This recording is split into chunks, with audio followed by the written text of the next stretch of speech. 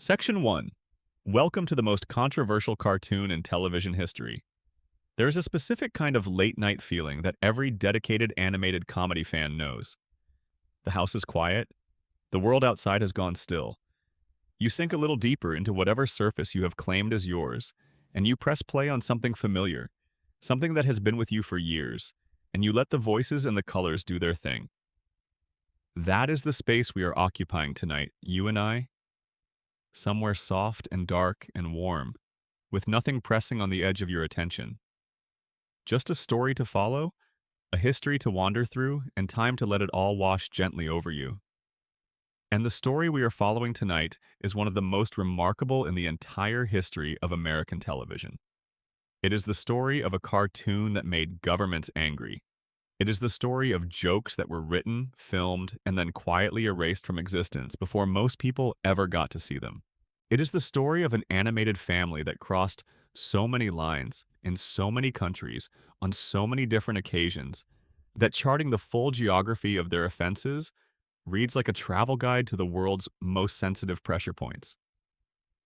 It is the story of Family Guy. Specifically, it is the story of every time Family Guy was banned. Now, the word banned gets used in a lot of different ways when it comes to television. Sometimes it means a government literally forbids a show from being broadcast on national airwaves, and you can face real consequences for airing it. Sometimes it means a network quietly decides an episode is too risky and pulls it from the schedule without much fanfare. Sometimes it means a scene is cut from reruns, or a clip is removed from streaming, or a DVD gets pressed without a particular sequence that aired on live television. All of these things qualify, and all of them have happened to Family Guy in one form or another across its long and turbulent history. What we are going to do tonight is walk through all of it, not just the obvious banned episode that almost every fan knows about, not just the cutaway gag that got pulled after a real-world tragedy. All of it. The early network resistance, the international prohibitions, the religious organizations filing formal complaints, the government officials holding press conferences about a cartoon dog singing a song about marijuana. We are going to follow this show from its very first controversy in 1999, all the way through its decades of offenses, and we are going to do it slowly, carefully, and with all the detail this wild story deserves. But before we do anything else, I want to talk for a moment about the specific nature of Family Guy as a cultural phenomenon, because understanding what the show is and why it works the way it does is essential to understanding why it keeps getting banned. Family Guy is, at its core, a show about transgression. Not in the crude sense of the word, not just the cheap sense of someone saying something shocking to get a rise out of the room, though the show has certainly done that too. But in the deeper sense, the show was built on the premise that there is almost nothing too sacred, too tragic, or too sensitive to be the subject of comedy. That premise is what gave the show its identity, its energy, and its enormous fan base. It is also what made it an almost continuous target for censors, religious groups, governments, and watchdog organizations from essentially the moment it first aired. Seth MacFarlane created Family Guy from a foundation of two short animated films he had made while studying at the Rhode Island School of Design. Those films featured a bumbling man and his intelligent talking dog, and when MacFarlane pitched an expanded version to Fox in 1998, the network liked what they saw enough to give him a full series. The show premiered on January 31st, 1999, right after Super Bowl 33, which meant its first episode reached approximately 22 million viewers. That is an extraordinary launch for any show, let alone an animated comedy from a first-time showrunner. The Griffin family of Stoolbridge, Rhode Island stepped into American living rooms with all the force and confidence of something that knew exactly what it was. And what it was trouble. Wonderful, gleefully offensive, endlessly creative trouble. The show had been on the air for only a matter of weeks before the first complaints began rolling in, before the first government tried to ban it, before the first network pulled back.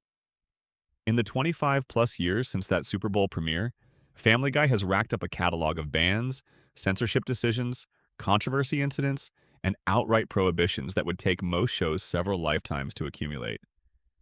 And tonight, in this quiet, unhurried space, we are going to go through all of them. So settle in. Let your breathing slow.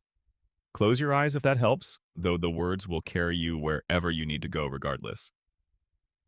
And let us begin at the very beginning, with the earliest days of a show that was always going to get itself into exactly this kind of trouble. If you are watching this from wherever you are in the world right now, drop a comment and tell me the time and the place. I would love to know where this story is finding you tonight. And if you are not subscribed yet, please do consider it. It costs nothing and it means everything for keeping this channel alive. Section 2. The First Sparks. Early Controversies and Complaints, 1999 to 2002. To understand the history of Family Guy being banned, you have to understand what the television landscape looked like in 1999 when the show first arrived. This was not a media environment where adult animation had been normalized. There was The Simpsons, of course, which had been on since 1989, and had slowly acclimatized America to the idea that a cartoon could have edge and attitude and social commentary. South Park had launched on Comedy Central in 1997, and was immediately, aggressively, unapologetically controversial in a way that even The Simpsons was not. But on broadcast television, on a major network with actual FCC oversight, adult animation was still largely uncharted territory. The rules were not clearly written, the lines were not clearly drawn. And into that ambiguity walked Seth MacFarlane with a show that seemed to actively enjoy finding those lines and then stepping over them with tremendous enthusiasm. The very first season of Family Guy is relatively gentle by the standards of what the show would become. But even in its earliest form, it was generating complaints and causing network executives to bite their fingernails.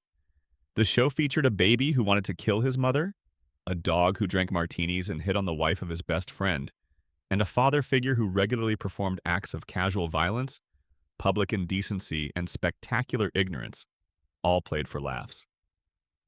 For audiences who had grown up with Saturday morning cartoons designed to teach children lessons about sharing and cooperation, this was genuinely shocking content. Fox itself was nervous about the show from the beginning, and that nervousness manifested in a very specific way during the first season. There is a scene in the episode Death Has a Shadow, which was the very first episode ever broadcast, in which Peter Griffin, after being fired from his job for falling asleep during a safety training video, applies for and receives welfare benefits. He receives an enormous check and immediately uses the money to fund ridiculous purchases, including dropping cash from his car window at a football game. The scene where Peter sits in the social services office is played with a kind of cheerful contempt for bureaucracy that made some Fox standards and practices people deeply uncomfortable, particularly the implication that gaming the welfare system was a perfectly reasonable thing to do, and also pretty funny. This is a very early example of the show's tendency to treat systems and institutions not as things worthy of respect, but as targets for mockery. Fox aired the episode, but the notes that went back to the production team made clear that there were people in that building who were already watching the show with folded arms and raised eyebrows. Across that first season, specific scenes were flagged, modified, or in a few cases removed from the final broadcast cut before the episode aired. A scene in the pilot that involved Peter drinking communion wine at a church was cut from the Fox airing, though it was later restored on DVD releases. A moment in which a character at the Happy-Go-Lucky Toy Factory pitched a toy line that included an item called G.I. Jew was also removed before broadcast.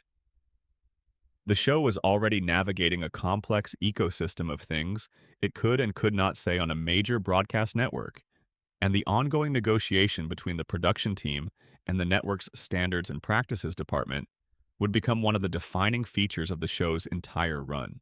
It was a negotiation that was sometimes contentious, sometimes absurd, and always fascinating.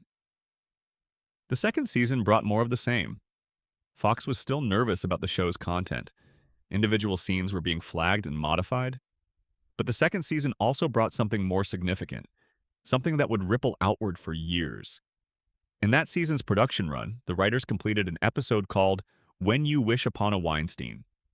The episode was written by a writer named Ricky Blitt, and it followed Peter Griffin as he became convinced that what he needed to solve his family's financial problems was a Jewish friend because Peter believed, based on a collection of positive stereotypes, that Jewish people were particularly gifted with money.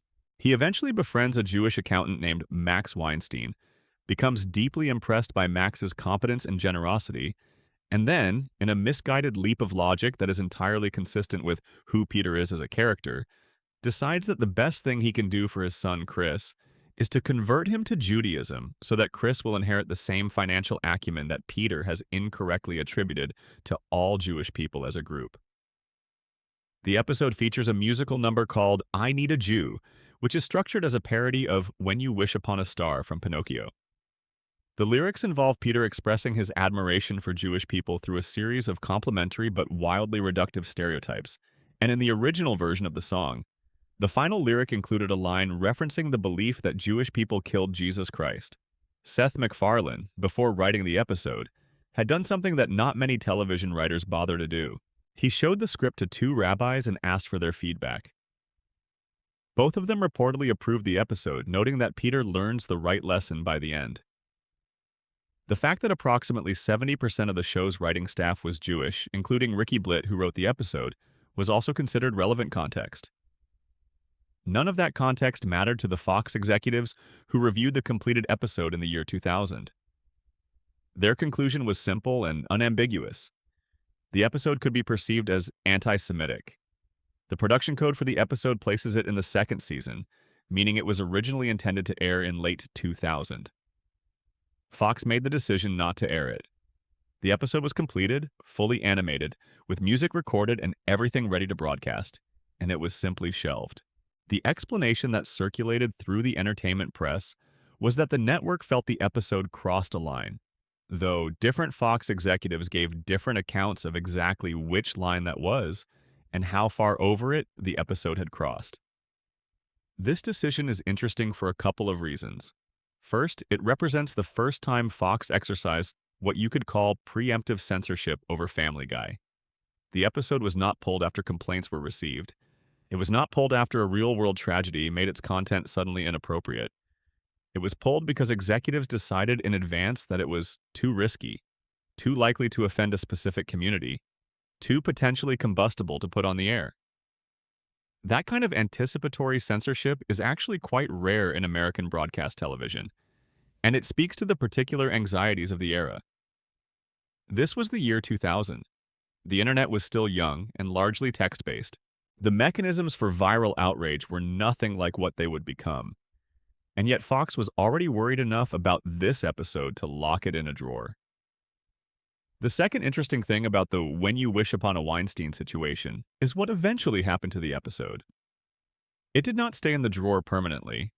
When Family Guy was canceled in 2002 and then began airing in reruns on Cartoon Network's Adult Swim programming block in 2003, Adult Swim aired the episode on November 9th, 2003. It aired without incident. People watched it, talked about it, and largely did not find it to be the catastrophe that Fox had feared. Fox themselves eventually aired the episode in December 2004, after the show had been revived and brought back from cancellation. By then, the episode had been seen by enough people on Adult Swim that the anticipatory anxiety about it seemed somewhat overblown. The parody lawsuit we will discuss shortly added a different kind of controversy to the episode's legacy, but the specific concern that had led to its original suppression had not materialized in the way Fox feared. But here is what that episode's history tells us about the nature of content bans in general. They are often less about the actual content than about the timing, the context, and the mood of the people making the decision. The same episode that Fox considered too dangerous to air in 2000 aired, without significant incident in 2003 on the same Fox Corporation's cable arm. The content had not changed. The jokes were exactly the same. What had changed was the context. The show was now off the air. It had a cult following. The people most likely to watch it were already self-selected fans who had chosen to engage with this kind of comedy. And in that context, the same material that had been deemed too risky felt fine. This pattern, where the same content is banned in one context and permitted in another, will come up again and again in this story. Because bannings, at their heart, are almost never purely about the content itself. They are about the relationship between the content, its perceived audience, the platform it airs on, and the political and cultural mood of the moment. Family Guy's history makes this visible in ways that more conventional shows never do. Meanwhile, during that first canceled run, other scenes and moments were being quietly edited out of episodes in ways that most viewers would never notice unless they happened to own a DVD copy and compare it to what aired on television. The episode Death Lives, which aired in the second season, contains scenes that were modified for broadcast. The episode Holy Crap, which features Peter's deeply religious father Francis, had moments that tested the patience of the network's Standards and Practices division. In Season 3, the episode Mission Impossible contained content that was trimmed before broadcast. The episode Peter Griffin, Husband, Father, Brother, had a scene involving a character's reaction to being asked about puberty that was removed from the Fox version. None of these individual cuts and trims were earth-shattering events, but they add up to a picture of a show that was, from its very first days, existing in a state of constant negotiation with the broadcast standards of the era.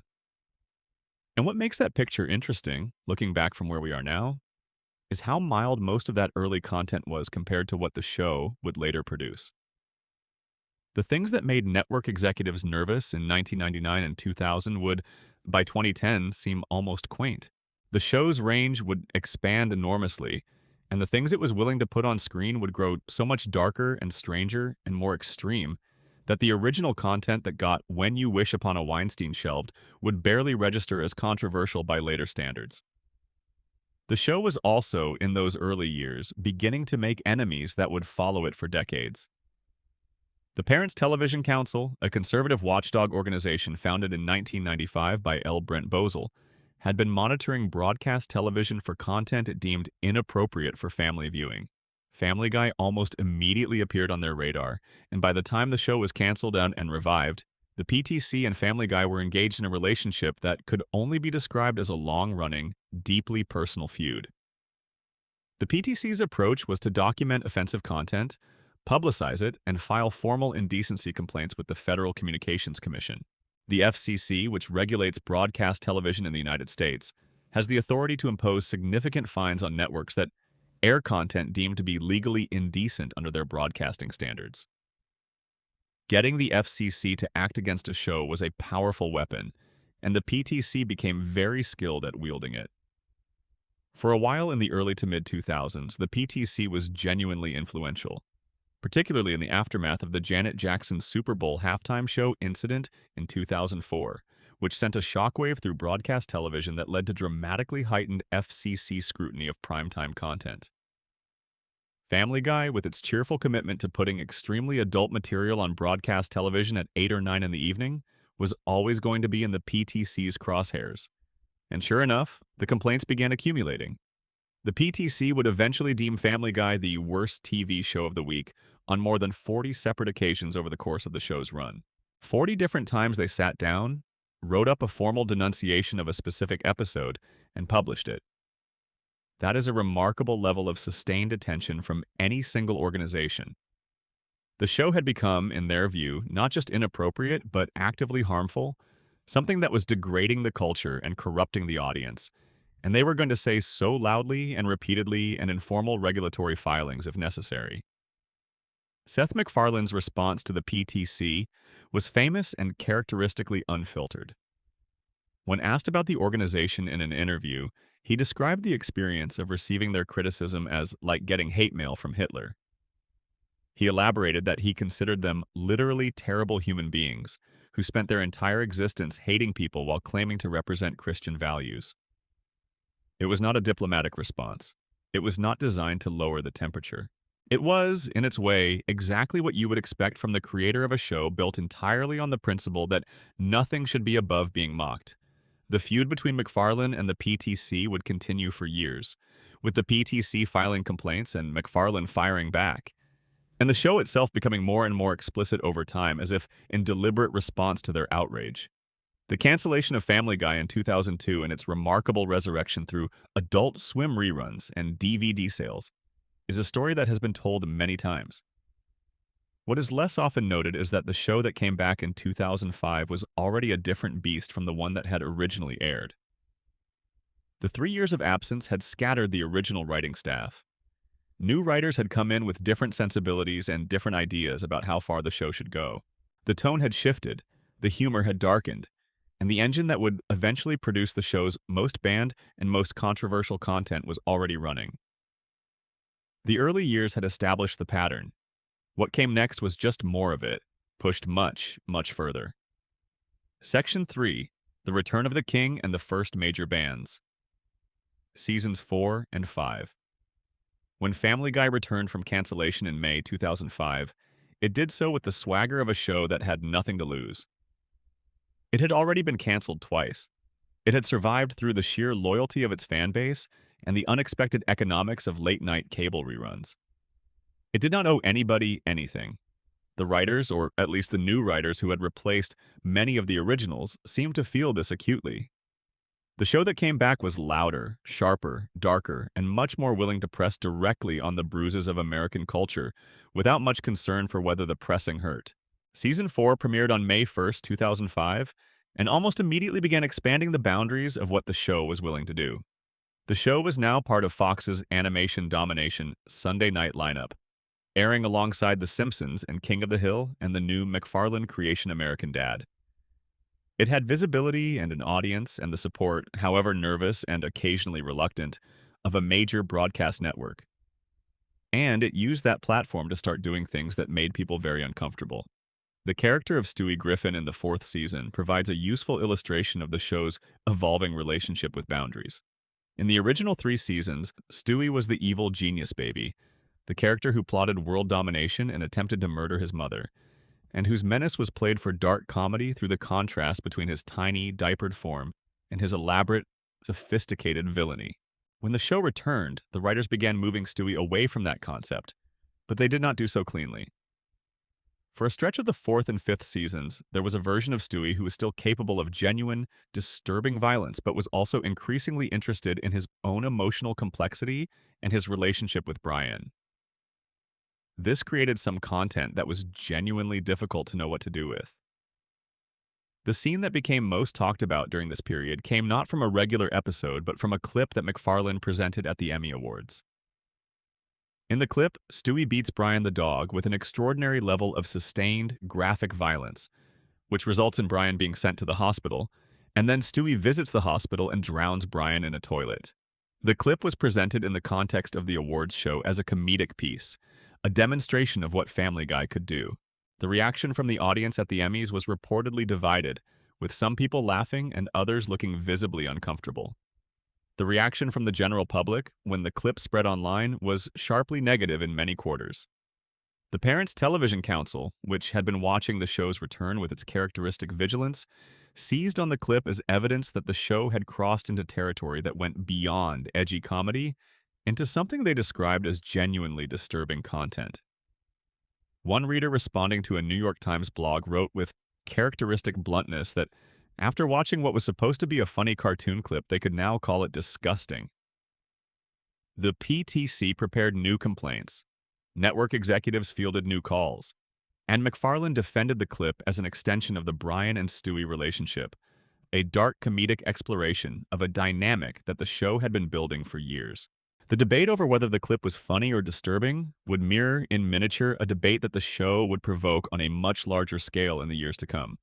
But the 4th season also brought something much more significant in terms of the show's relationship with censorship. It brought the formal return of the network gatekeeping process, now applied to a show that was pushing harder and harder against the gates.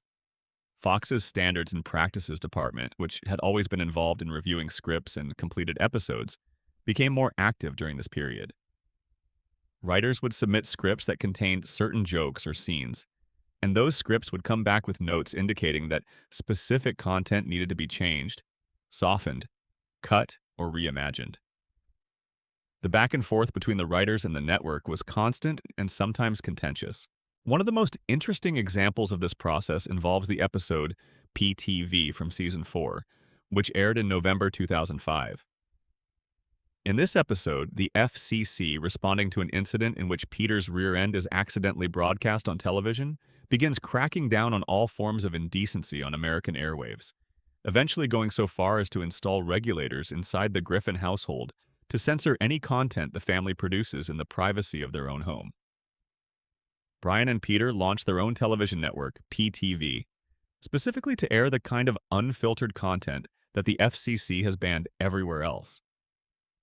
The episode is a direct, explicit satire of the FCC itself and of the PTC, which is referenced in the episode as the Family Television Council, a thinly disguised stand-in. The show was not just pushing against the censors, it was making fun of them in prime time on the very network that was supposed to be applying those standards. The episode aired, which is remarkable when you think about it. A show on a major broadcast network used that network's airtime to mock both the government agency responsible for regulating that network and the advocacy organization whose complaints could theoretically result in massive fines for that network. Fox aired it. The PTC immediately launched a campaign to have its members file indecency complaints with the FCC about the episode. The FCC received the complaints, and the FCC did nothing. The Commission's decision noted that what Family Guy had done in the episode did not rise to the level of legally actionable indecency under broadcast standards. The PTC had mobilized its membership, generated considerable media attention, and achieved nothing substantive. This would become a recurring pattern. Many complaints, little regulatory action. Season 5, which ran from 2006 into 2007, continued developing what you might call the show's institutional confidence in its own controversial identity. The writers were becoming more emboldened by the fact that despite constant complaints, the show remained on the air. The FCC had not acted against them in any meaningful way. The ratings were solid. And MacFarlane himself, flush with the success of the show's resurrection, seemed to relish the ongoing war with the PTC as something that was actually good for the show's identity. Being the show that the Parents Television Council hated most was, in a strange way, great advertising. It told the audience that this was the show that was genuinely getting under the skin of the people who thought television should be safer and more controlled. That was a kind of badge of honor. But Season 5 also began doing something that would eventually produce some of the most genuinely problematic content in the show's history. It began escalating the treatment of Meg. The character who had been, in the original run, simply the least interesting member of an otherwise extraordinary family, was beginning to be treated with something that went beyond being ignored or overlooked. The jokes about Meg started to shift from the relatively benign comedy of her being boring and unpopular to something darker and more consistently cruel. Her father would begin making comments that were not just insensitive but actively hostile. Her peers at school would shift from simply ignoring her to something closer to actively tormenting her. The mechanics of that escalation, and where it eventually led, are a story we will return to in detail in a later section tonight. But the seeds were planted in Season 5, and the PTC noticed them and complained loudly about them, and the show responded by continuing to do exactly what it was doing. Season 5 also produced some moments that generated controversy in a more diffuse way through the accumulation of content rather than any single incident. The show was making more and more jokes about violence, more and more jokes about sexual acts, more and more jokes that targeted groups on the basis of their religion, race, disability, or any other characteristic that had historically been considered a sensitive area. The PTC kept documenting these moments. The complaints kept coming, and the show kept airing. What is important to understand about this period is that the banning and censoring of Family Guy was not a clean, dramatic process. It was not usually a government official standing at a podium announcing that a show was now illegal. In the American context, during this period, it was mostly a grinding, low-level war of attrition between the show and a collection of advocacy organizations and network gatekeepers who were trying to push back against content they found offensive or dangerous. Individual scenes were cut, individual jokes were modified, complaints were filed with regulators who mostly did nothing. And the show continued, each season slightly more extreme than the last, its identity increasingly defined by the fact that it was the show that kept getting away with things that should probably not be on television. This is, in retrospect, both the show's greatest strength and its greatest weakness during this period. The constant low-level resistance from censors and watchdog groups gave the show a kind of outsider credibility that it wore proudly. But it also created an environment in which the writers increasingly seemed to believe that the measure of a good joke was whether it was going to upset somebody, which is a very different thing from whether it was actually funny. The difference between those two standards would eventually matter enormously, But during the revival years, that distinction was not always carefully maintained. There is also, during this period, a moment that belongs to this story, but that most people who tell it tend to overlook. It is the moment when Seth MacFarlane himself had a brush with history so strange and so specific that it becomes impossible to ignore when you are talking about Family Guy and the events that shaped it. We will come to that story shortly because it is one of the most remarkable things connected to the show.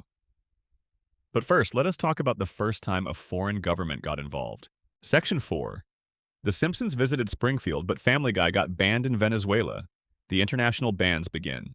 The year is 2009. The show is now in its 7th season, having established itself firmly in the post-revival landscape as one of the most watched animated comedies in American television and one of the most complained about programs in broadcast history. It has survived 2 cancellations, a writer's strike, countless FCC complaints, and a sustained campaign from the Parents Television Council that had produced more formal regulatory filings than probably any other show in the history of American television. It has also begun airing internationally, being broadcast in dozens of countries in dubbed or subtitled versions as Fox sold the format globally. On April 19, 2009, the show aired an episode called 420.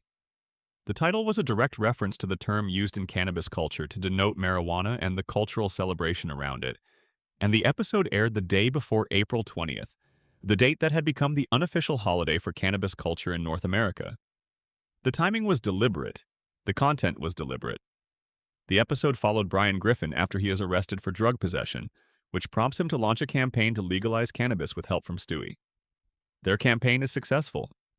The fictional town where the Griffins live becomes the first in America to legalize marijuana, and the population immediately and enthusiastically begins using it. The episode featured a musical number with a simple, direct title that celebrated the pleasures of marijuana in terms that left absolutely nothing to the imagination about where the episode stood on the subject. The episode generated what had become the show's standard response in the United States. The PTC complained. Critics noted that the show had taken an editorial position on a politically sensitive topic while disguising it as comedy. MacFarlane and the writers defended the episode as satire. The FCC did nothing. Life went on. But in Venezuela, something quite different happened. The Venezuelan government, under President Hugo Chavez, had been engaged for years in a sustained effort to frame American cultural exports as instruments of ideological subversion. This was a government that believed, genuinely or performatively depending on who you asked, that Hollywood was a tool of American imperialism being used to undermine the values and social stability of Latin American nations. And 420, with its cheerful endorsement of drug legalization, landed in that political environment like a lit match in dry grass. On September 25, 2009, Venezuela's Justice Minister Tarek El Aissami held a press conference specifically to address the episode. He was, according to contemporary reports, outraged. His central claim was that the episode was promoting the use of marijuana, which Venezuela's government treated as an explicit violation of the country's anti-narcotics stance. The episode was not, in his view, a silly cartoon making jokes about weed. It was, according to El Aissami, an example of the United States government promoting drug use through entertainment media, part of a broader campaign to undermine Venezuela's drug policy and, by implication, Venezuela's sovereignty. He called for the show to be pulled from Venezuelan airwaves, and he announced that cable television companies that refused to stop broadcasting Family Guy would be fined by Venezuela's telecommunications regulator. This is a remarkable thing. A government official in a South American nation is holding a press conference to announce that a cartoon about a fictional family in a fictional town in Rhode Island is an act of American state propaganda targeting Venezuelan drug policy.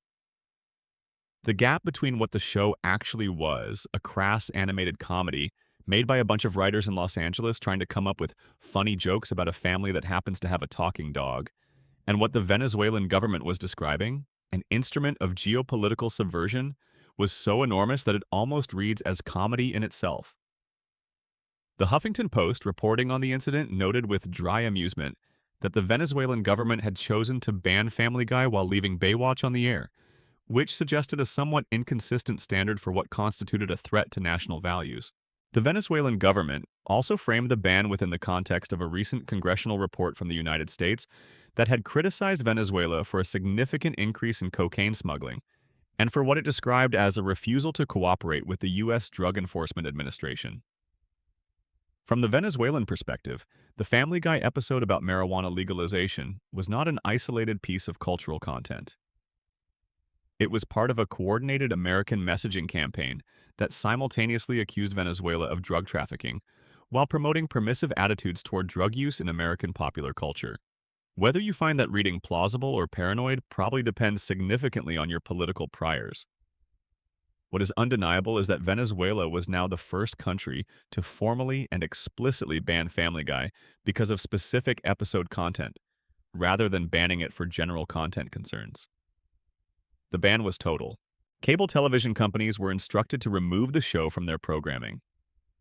Stations that refused faced regulatory fines from Venezuela's telecommunications authority. This was not a soft recommendation or a polite suggestion. This was enforcement. Family Guy was illegal to broadcast in Venezuela. Seth MacFarlane and the show's producers did not respond to the Venezuelan ban in any formal or official way, at least not publicly.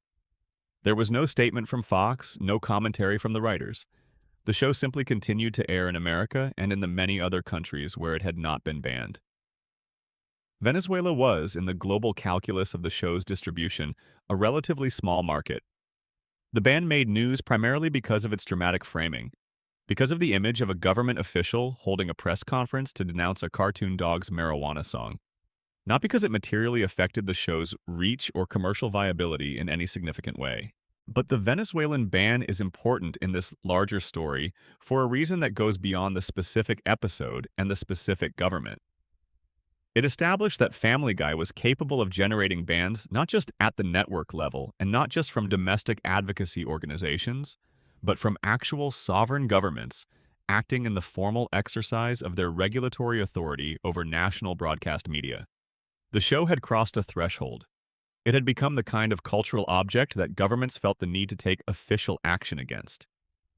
And Venezuela was just the beginning of the international story. Because Family Guy's willingness to be offensive extended well beyond drug jokes and well beyond the specific political sensitivities of any one country. The show was offensive about religion. It was offensive about sexual orientation. It was offensive about race and ethnicity and national identity. It was offensive about disability and illness.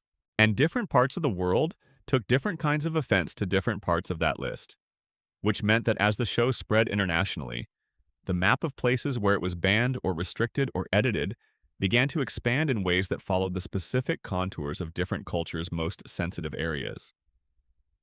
Egypt banned the show due to what Egyptian authorities described as moral censorship and religious reasons. The show's treatment of religious figures, including the casual disrespect shown toward Christian iconography and the episodes that made light of Islamic practices and Muslim characters, was considered incompatible with Egyptian broadcast standards. The decision was not based on any single episode, but on an assessment of the show's general content and its cumulative impact on what Egyptian regulators considered appropriate for their audiences. Russia removed Family Guy from broadcast because it was deemed, in the judgment of Russian regulatory authorities, too immoral for the broadcast environment. This is a wonderfully Russian formulation. Not immoral in any specific, articulable way, simply too immoral in the aggregate. Russian media regulation during the years of Family Guy's international distribution had been moving steadily in the direction of restricting foreign content that was seen as promoting values incompatible with what the Putin government described as traditional Russian values. Animated American comedies that depicted gay characters positively, mocked religion, celebrated drug use, and featured graphic violence and sexual content were not going to find a warm welcome in that regulatory environment, and Family Guy did not. Iran's ban was specifically and explicitly connected to the show's inclusion of gay characters, portrayed in a positive or sympathetic light. Iranian broadcast regulation does not permit content that depicts homosexuality in a non-negative context, and Family Guy, which had been including gay characters and making LGBTQ jokes in a variety of ways since the early years of its run, ran afoul of this restriction. The ban was straightforward and was applied as a matter of official policy rather than as a response to any specific episode or incident. South Korea's ban is perhaps the most ironic, noted in passing by international observers with a kind of bemused disbelief, because Family Guy's animation was actually produced in South Korea. The show's animation was done by overseas studios, including studios in South Korea, as has been common practice in American animation since at least the 1960s. The idea that a show was being animated by workers in a country whose government had banned the show is the kind of detail that seems too strange to be true but is documented in multiple sources. The ban in South Korea was related to the same general concerns about the show's offensive content that motivated bans elsewhere. But the context of the show being animated there while being prohibited there gave the whole situation a particular flavor of absurdity. India, Malaysia, Indonesia, the Philippines, Vietnam, Taiwan, and South Africa all imposed various forms of restriction on the show, ranging from outright broadcast bans to significant editing requirements that effectively made the show unbroadcastable in anything close to its original form. In most of these cases, the restrictions were related to the show's treatment of religion, its depiction of sexual content, its handling of drug use, or some combination of all three. The specific details of each country's regulatory process varied, but the outcome was consistent. Family Guy was too much for these broadcast environments to accommodate without significant modification, and the modification required was so extensive that it was easier to simply not air the show at all. What is notable about this international map of bans and restrictions is the sheer variety of reasons behind it. Venezuela banned the show because it was pro-marijuana. Iran banned it because it showed gay people being treated as normal. Russia banned it for being immoral in a general, unspecified way. Egypt banned it for religious reasons. Each country brought its own specific cultural and political sensitivities to the question of Family Guy, and the show, having been designed to be offensive to as many targets as possible, managed to find and activate the sensitivities of a remarkable range of different regulatory regimes. There is a real lesson in that variety. Family Guy was not banned around the world because it was uniquely American, or because its humor failed to translate culturally, though translation was certainly sometimes a factor. It was banned around the world because it was systematically offensive to things that are systematically important to human cultures: religion, national identity, political ideology, family values, and the line between public and private expression. A show that makes fun of all of those things simultaneously is going to find enemies in every corner of the map. And Family Guy found them. Section 5. The Moment That Rewrote Everything.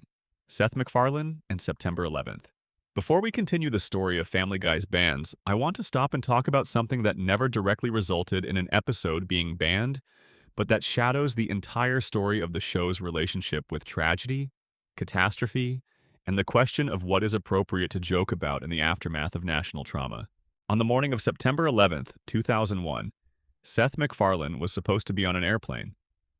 Specifically, he was supposed to be on American Airlines Flight 11, departing from Boston, Logan International Airport, bound for Los Angeles.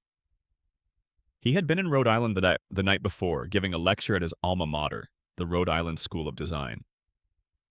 After the lecture, he went out for drinks with faculty members, had what he later described as a few pints, and woke up the following morning with a hangover and less time than he needed to reach the airport. There were two reasons he missed the flight. The first was the hangover, which made his departure from wherever he had stayed that night slower than it should have been. The second was an error made by his travel agent, who had given MacFarlane the wrong departure time, telling him the flight left at 8:15 in the morning, when in fact it departed at 7:45. By the time MacFarlane arrived at the gate, the flight was closed. He was, by various accounts, approximately 10 to 15 minutes too late. The agent at the counter told him the gate had closed and suggested he take a later flight. MacFarlane accepted the alternative flight booking, went to the airport lounge, and fell asleep. He woke up 45 minutes later to a commotion in the lounge. The first plane had hit the North Tower of the World Trade Center.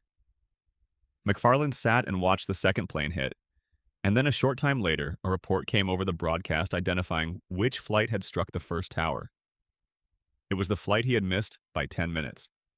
American Airlines Flight 11 had been hijacked by 5 men associated with the terrorist network that had planned the September 11th attacks, And at 8:46 in the morning, it had been flown into the North Tower of the World Trade Center, killing everyone on board.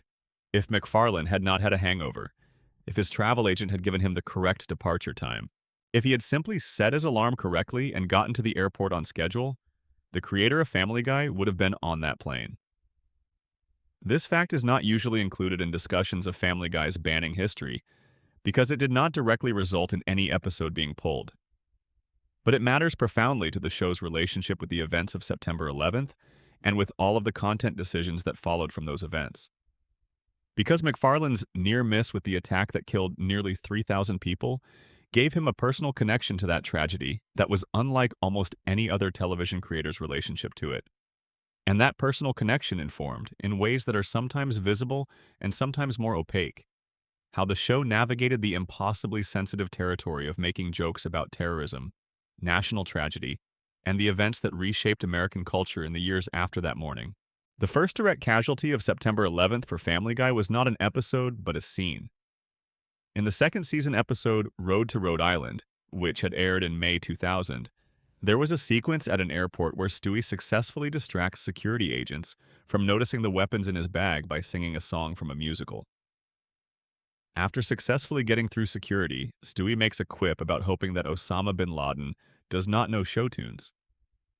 The camera then cuts to a different airport security line, where a figure identifiable as Osama bin Laden is indeed going through the same process, singing a different song from a different musical while his bag slides through the X-ray machine unexamined. The scene had aired in May 2000, more than a year before September 11th. At the time of its original broadcast, it was a joke that worked on multiple levels, involving the absurdity of Stewie carrying weapons through airport security and the additional absurdity of imagining the world's most wanted terrorists being equally devoted to musical theater. It was a strange, specific, creative joke of the kind that the early seasons of Family Guy specialized in. Nobody complained. Nobody filed anything with the FCC. The scene came and went in a single original broadcast and was seen by whatever fraction of America was watching Family Guy on a Tuesday night in the spring of 2000. After September 11th, the scene became instantly and permanently problematic. An image of Osama bin Laden cheerfully singing a show tune while getting weapons through airport security, made for laughs, was not something that American broadcast audiences could be expected to engage with as comedy in the aftermath of attacks that had used hijacked airplanes as weapons and killed thousands of people. The scene was cut. It was removed from reruns. It was removed from the DVD release of Volume 1 of the Family Guy DVD collection, which was released after the September 11th attacks. Fox simply excised it from the episode, and in the years that followed, most versions of Road to Rhode Island that aired on television or were made available on the most widely distributed home video releases did not include the sequence at all. The scene was not entirely erased from existence. It survived on some more specialized DVD releases, including a collection called the Family Guy Freakin' Sweet Collection, and on certain international DVD releases in the United Kingdom and Germany that used a different master than the American releases. It was eventually restored to the version of the episode available on Hulu, where it can be seen today. But for years, it was effectively a lost scene, one of the show's minor pieces of hidden history, available only to collectors who happen to have the right disc. What is interesting about this cut, beyond the obvious and completely understandable reasons for making it, is what it reveals about the way that the September 11th attack specifically restructured the landscape of what was permissible in American entertainment. The scene had been fine before September 11th and was immediately not fine after it. No complaint had been filed. No advocacy organization had complained. The decision to remove it was made internally by Fox because the context in which the joke existed had been catastrophically and permanently altered. The joke had been about absurdity. After September 11th, it was about real deaths. That distinction made it not a joke anymore. McFarlane himself, in the DVD commentary for the season, made a comment about the scene that became slightly famous. He noted that the moral of the scene, in retrospect, was that the FBI should have been watching Family Guy more closely, since the show had depicted Osama bin Laden doing something at an airport long before anyone was paying attention. It is the kind of dark, deflecting humor that is characteristic of McFarlane's approach to discussing uncomfortable things. and it also reflects the genuine strangeness of his personal proximity to the events. A man who missed the first plane by 10 minutes, making a joke about how a cartoon had predicted the attacker's general method a year earlier. It is a lot to hold. The show would continue to engage with September 11th and its aftermath for years. The 2011 episode Back to the Pilot featured Brian and Stewie using Stewie's time machine to travel back to the events of the very first episode. And in the course of that time travel, Brian attempts to prevent the September 11th attacks. His intervention works at first, but causes worse problems. And the episode ends with the characters deciding to allow September 11th to happen, rather than risk the even more catastrophic outcomes that preventing it produced. The episode aired just 2 months after the 10th anniversary of the attacks and generated immediate controversy. Deciding to let September 11th happen is, as a plot point for a comedy, something that requires an extremely specific kind of audience trust to work, and not everyone watching the episode felt that trust had been earned. But Fox aired it, the FCC received complaints, and nothing was formally censored, though the episode remained deeply divisive. The McFarlane September 11th connection matters to this story because it is a constant, quiet reminder that behind the machine of controversy and banning that Family Guy became, there were real human beings with real relationships to real events, making real decisions about what was and was not appropriate. The show is easy to discuss in the abstract as a controversy-generating engine, a system for producing offense and then weathering the response. But McFarlane's near miss with the first plane reminds us that the show and the events it was sometimes accused of treating too lightly were not separate universes. They were the same universe, closer together than anyone would choose to arrange them. Section 6. The PTC's War, the FCC's Silence, and the Anatomy of an American Ban. Let us talk about how the process of being banned in America actually works, because it is considerably more complicated, more bureaucratic, and ultimately more toothless than most people realize. When Family Guy is banned in Venezuela or Iran or Egypt, the mechanism is relatively simple. A government official or regulatory body makes a decision, announces it, and backs it up with the full authority of the state. Stations that do not comply face fines or other penalties. The show disappears from the airwaves. Full stop. In the United States, the situation is fundamentally different because of the First Amendment to the Constitution, which protects freedom of speech and of the press in ways that create significant legal barriers to government censorship of broadcast content. The FCC does have authority to regulate broadcast indecency, which is legally defined as content that describes or depicts sexual or excretory organs or activities in a way that is patently offensive to community standards for the broadcast medium. But the definition is narrow, the standard is high, and the Commission has historically been reluctant to impose fines on broadcasters for content that falls in the gray area between what is clearly indecent and what is simply very offensive. Family Guy existed in that gray area for essentially its entire run, and the FCC's treatment of the show reflects the difficulty of drawing legal lines around content that is aggressive and transgressive and deliberately offensive without actually meeting the legal standard for actionable indecency. The Parents Television Council became the primary mechanism through which complaints about Family Guy reached the FCC. The PTC had a membership base of self-reported 1.3 million people, and it was skilled at mobilizing those members to file formal indecency complaints when the council identified an episode it considered particularly egregious. The FCC is required by its own procedures to review complaints it receives, which meant that the PTC's campaigns generated real administrative work for the Commission, even when the end result was always the same, which was usually no action taken. The first formal FCC indecency complaint against Family Guy was filed in January 2005, following a rebroadcast of the episode And the Wiener Is. The complaint focused on a scene involving extended discussion of a male anatomical reference. The FCC reviewed the complaint and denied it. The Commission's written decision noted that because of the absence of explicit or graphic descriptions or depictions of any sexual organ, along with the absence of shocking, pandering, or titillating effect, the episode taken as a whole was not patently offensive as measured by contemporary community standards for the broadcast medium, and therefore was not indecent. This was the FCC speaking, and what it was saying, very carefully and in precise regulatory language, was that Family Guy was not dirty enough, or dirty in the wrong way, to be legally banned from broadcast television. This decision established a template that would repeat itself many times in the years that followed. The PTC would identify content it considered indecent. It would mobilize complaints. The FCC would review those complaints.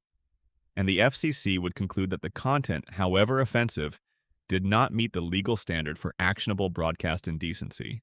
The Parents Television Council was filing complaints and getting nowhere with them, and they knew it.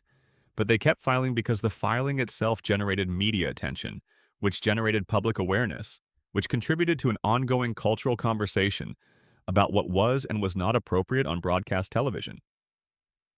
In November 2005, during the sweeps period for the 2005 to 2006 television season, the PTC launched a particularly significant campaign targeting the episode PTV, which was the episode we discussed earlier in which Peter and Brian launch a television network specifically to air content that the FCC has banned. The irony of the PTC filing indecency complaints about an episode that was satirizing the process of filing indecency complaints was apparently not lost on observers at the time.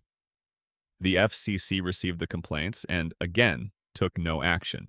December 2009 brought a complaint about the episode Business Guy, which the PTC argued contained content that violated federal broadcast laws through a scene involving a lap dance. The FCC reviewed the complaint and denied it. In 2010, the PTC filed complaints about the episode Family Gay, in which Peter temporarily becomes gay as the result of a hormone injection, and about the episode Brian and Stewie, which featured Stewie confessing to thoughts of suicide and Brian having a gun in a safety deposit box. The PTC president, Tim Winter, was quoted following the Brian and Stewie complaints as saying that it seemed as though Family Guy creator Seth MacFarlane had carefully reviewed the legal definition of broadcast indecency and set out to violate it as literally as he could. It was a shrewd observation about the show's strategy, though whether it was accurate is debatable. The FCC reviewed the complaints and found no basis for enforcement action. In November 2013, the PTC filed an indecency complaint about the episode A Fistful of Meg, citing, and this is directly from the PTC's own press release, lewd sexual content and what it considered profane jokes on subjects including child molestation, exploitation, rape, and sexualized use of food, as well as the main plot involving a boy bullying and physically attacking a female classmate. The FCC reviewed the complaint. No action was taken. February 2015 brought more complaints, more reviews, more non-action. The pattern was by this point so well established that both parties involved, the PTC on one side and Family Guy's producers on the other, seemed to have accepted it as a kind of ritual rather than a genuine regulatory battle. The PTC complained because complaining was what they did and because it generated attention and kept their organization in the public eye. MacFarlane and the producers accepted the complaints because the complaints cost them nothing materially, and because the ongoing war with the PTC was actually, in a strange way, a useful part of the show's identity. Being the show that the Parents Television Council hated was a kind of quality signal for the show's target audience. The PTC's eventual bankruptcy, filed in October 2025 when the organization listed just over $92,000 in assets against $285,000 in liabilities, represented the final chapter of an organization that had genuinely been influential in the early 2000s, but had seen its relevance decline steadily as the media landscape changed and as audiences migrated away from the broadcast television over which the FCC had regulatory authority. The internet had rendered much of the PTC's model obsolete. Streaming services were not subject to FCC broadcast standards. The cultural authority of the organization had eroded as the cultural consensus around what was appropriate in entertainment shifted, and the show they had spent decades fighting was still on the air. Seth MacFarlane's comment about the PTC that criticizing them felt like getting hate mail from Hitler is extreme language that says more about MacFarlane's general disinclination toward diplomatic restraint than about any genuine equivalence between the PTC and the Nazi Party. But the sentiment behind it, that the PTC was a fundamentally negative force that wanted to restrict creative expression based on a narrow and self-appointed moral authority, reflects a real conflict between different visions of what television should be allowed to do. That conflict shaped Family Guy's entire history, and the show's willingness to engage with it directly and aggressively, to make fun of the people trying to censor it in the very episodes they were trying to have censored, is one of the most interesting things about Family Guy as a cultural artifact. Section 7. The Osama bin Laden airport scene in full, and what it tells us about comedy and history. I want to return briefly to the airport scene from Road to Rhode Island, because I think it deserves more careful attention than it usually receives in these discussions. The scene is often described as something that was made and then removed because of September 11th, which is true, but which does not quite capture the full strangeness of what the scene was when it was made, and what it means in retrospect. The episode Road to Rhode Island aired on May 30th, 2000. This was a Tuesday night, and the episode was part of the second season of Family Guy. At the time of its broadcast, the United States was not at war with anyone. Osama bin Laden was not unknown. He had been on the FBI's most wanted list since 1999 and had been connected to the bombings of American embassies in Africa in 1998. But he was not the central organizing figure of American national consciousness that he would become after September 11th. He was a terrorist, he was wanted, but he was not yet the specific, world-defining villain that the attacks would make him. The scene works in its original context as a joke about the absurdity of airport security, combined with a joke about Osama bin Laden being willing to engage in the same broad comedy as the show's protagonist. The humor of the bin Laden sequence specifically is that he is singing "I Hope I Get It" from the musical A Chorus Line, a song about an audition, while waiting to get through security. The contrast between the darkly serious figure of one of the world's most wanted terrorists and the delightfully frivolous activity of performing a show tune from a famous Broadway musical is the kind of deeply specific, absurdist joke that the early Family Guy did better than almost any other show. It requires knowledge of both the terrorist and the musical. It rewards the attentive viewer. It comes from a writing room that was genuinely trying to find unexpected connections between different parts of culture. After September 11th, 2001, the context in which that joke existed was completely and permanently altered. The airport, the specific kind of security failure the scene depicted, the character of Osama bin Laden, none of these things could be processed as pure comedy anymore in the way they had been in May 2000. The attacks had turned them all into real, weighted references to real deaths. The scene had not changed, but the frame through which an audience would receive it had changed irrevocably. There is something genuinely interesting in this transformation, something that goes beyond the simple fact that the scene was offensive and needed to be removed. It illustrates the way that historical events can retroactively alter the meaning of creative work.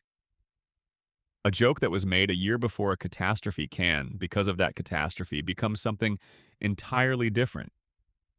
Not just offensive, but potentially an act of bad faith toward the people who lost loved ones in the events the joke now seems to reference. The writers of Family Guy were not clairvoyant. They were not predicting September 11th or celebrating it in advance. They were making a joke in 2000 about things that were true in 2000. But because of what happened in 2001, the scene ceased to exist only in 2000. It now existed in the world after September 11th as well. And in that world, it meant something the writers never intended. McFarlane's joke in the DVD commentary about the FBI needing to watch Family Guy more often is, in this light, a way of processing the uncanny quality of the connection. He is not actually claiming that the show predicted anything. He is acknowledging, through humor, the genuinely weird fact that he personally missed the flight that was used in the attacks by a matter of minutes, and that his show had put Osama bin Laden at an airport in a joke a year before the attacks. The joke in the commentary is not funny exactly. It is something more complicated than funny. It is a person using humor to deal with proximity to something that does not have clean emotional processing available to it. The eventual restoration of the scene to the Hulu version of the episode, years later after bin Laden had been found and killed in 2011, tells its own quiet story. With bin Laden dead, the scene's reference had changed again. He was no longer an active threat, no longer the organizing symbol of an ongoing war, but a historical figure. someone who belonged to a chapter of history that was still recent, but was now at least definitionally over. In that context, the scene could perhaps be re-encountered as what it originally was, a strange, specific, very early 2000s joke about a figure who was already well known in certain circles but had not yet become the defining villain of a generation. The joke was restored to circulation, not because the grief of September 11th had ended, but because enough time had passed that the scene could be held at enough historical distance to be examined rather than simply felt. Section 8. God, Jesus, and the Catholic League. Religious controversies and their consequences. Family Guy's relationship with religion, specifically with Christianity and most specifically with Catholicism, is one of the most consistent threads running through the show's history of controversy. The show has been openly, persistently, and creatively irreverent about religion from its very first episodes, and the Catholic League, America's largest Catholic civil rights organization, became one of the show's most reliable opponents from relatively early in the show's history. The Catholic League, under the long tenure of its president, President Bill Donahue, operated on the principle that anti-Catholic content in entertainment media was a civil rights issue comparable to other forms of discrimination, and deserved to be treated with the same seriousness and the same public response. Donahue was a skilled media operator who understood that issuing press releases and writing open letters to network executives generated coverage, and that coverage kept the issue of anti-Catholic content in entertainment in the public conversation. His targets included many shows and many films, but Family Guy was a recurring subject of his organization's attention. The show had made Catholic-themed jokes from very early on. In the very first season, a scene involving Peter drinking communion wine was cut before broadcast by Fox, suggesting that the network itself was nervous about religious content from the beginning. An episode in April 2000 featured a joke about the Eucharist, the Catholic sacrament of communion, that the Catholic League noted in its annual report on anti-Catholicism in entertainment. In December 2005, another episode aired that disparaged the sacrament of baptism and the use of holy water. These were regular notes in the Catholic League's ongoing documentation of what it considered a pattern of anti-Catholic bias in popular entertainment. The Catholic League's complaints about Family Guy followed a consistent pattern. Donahue would watch an episode that contained content he considered offensive to Catholics. He would write a letter to the network executive responsible for the show. He would issue a press release about the letter. And he would include the episode in the organization's annual report on anti-Catholicism in the entertainment industry, building a documentary record of what he characterized as systematic discrimination against Catholic people and Catholic culture. The response from Fox and from the show's producers was essentially consistent also. They did not acknowledge the complaints, they did not change the content. They continued making jokes about Catholicism, about baptism, about the Eucharist, about priests, about the Pope, about Jesus Christ, and about any other religious target that the writers found comedically useful. The Catholic League was not filing FCC complaints, which meant there was no regulatory mechanism through which they could compel any change. They were conducting a public relations campaign against the show, and the show was simply ignoring that campaign. The episode that generated some of the more memorable Catholic League responses was not from the early years, but from a later season, when the show aired an episode called The 2,000-Year-Old Virgin. In this episode, Jesus Christ appears as a character. What Family Guy did with Jesus was not, by the standards of South Park, which had been depicting Jesus as a irregular character since the late 1990s, particularly shocking. But what it did was specific and layered enough to generate a reaction that went beyond the usual Catholic League complaint. The depiction involved Jesus engaging in behaviors and expressing views that the Catholic League and other Christian groups considered deeply disrespectful to a figure they revere as divine. Peter, in typical fashion, manages to both befriend and offend Jesus in ways that are entirely consistent with Peter Griffin's character, but that place the Son of God in humiliating and undignified situations. The show was not merely treating Jesus as a comic character, which would have been bad enough from the perspective of devout Christians.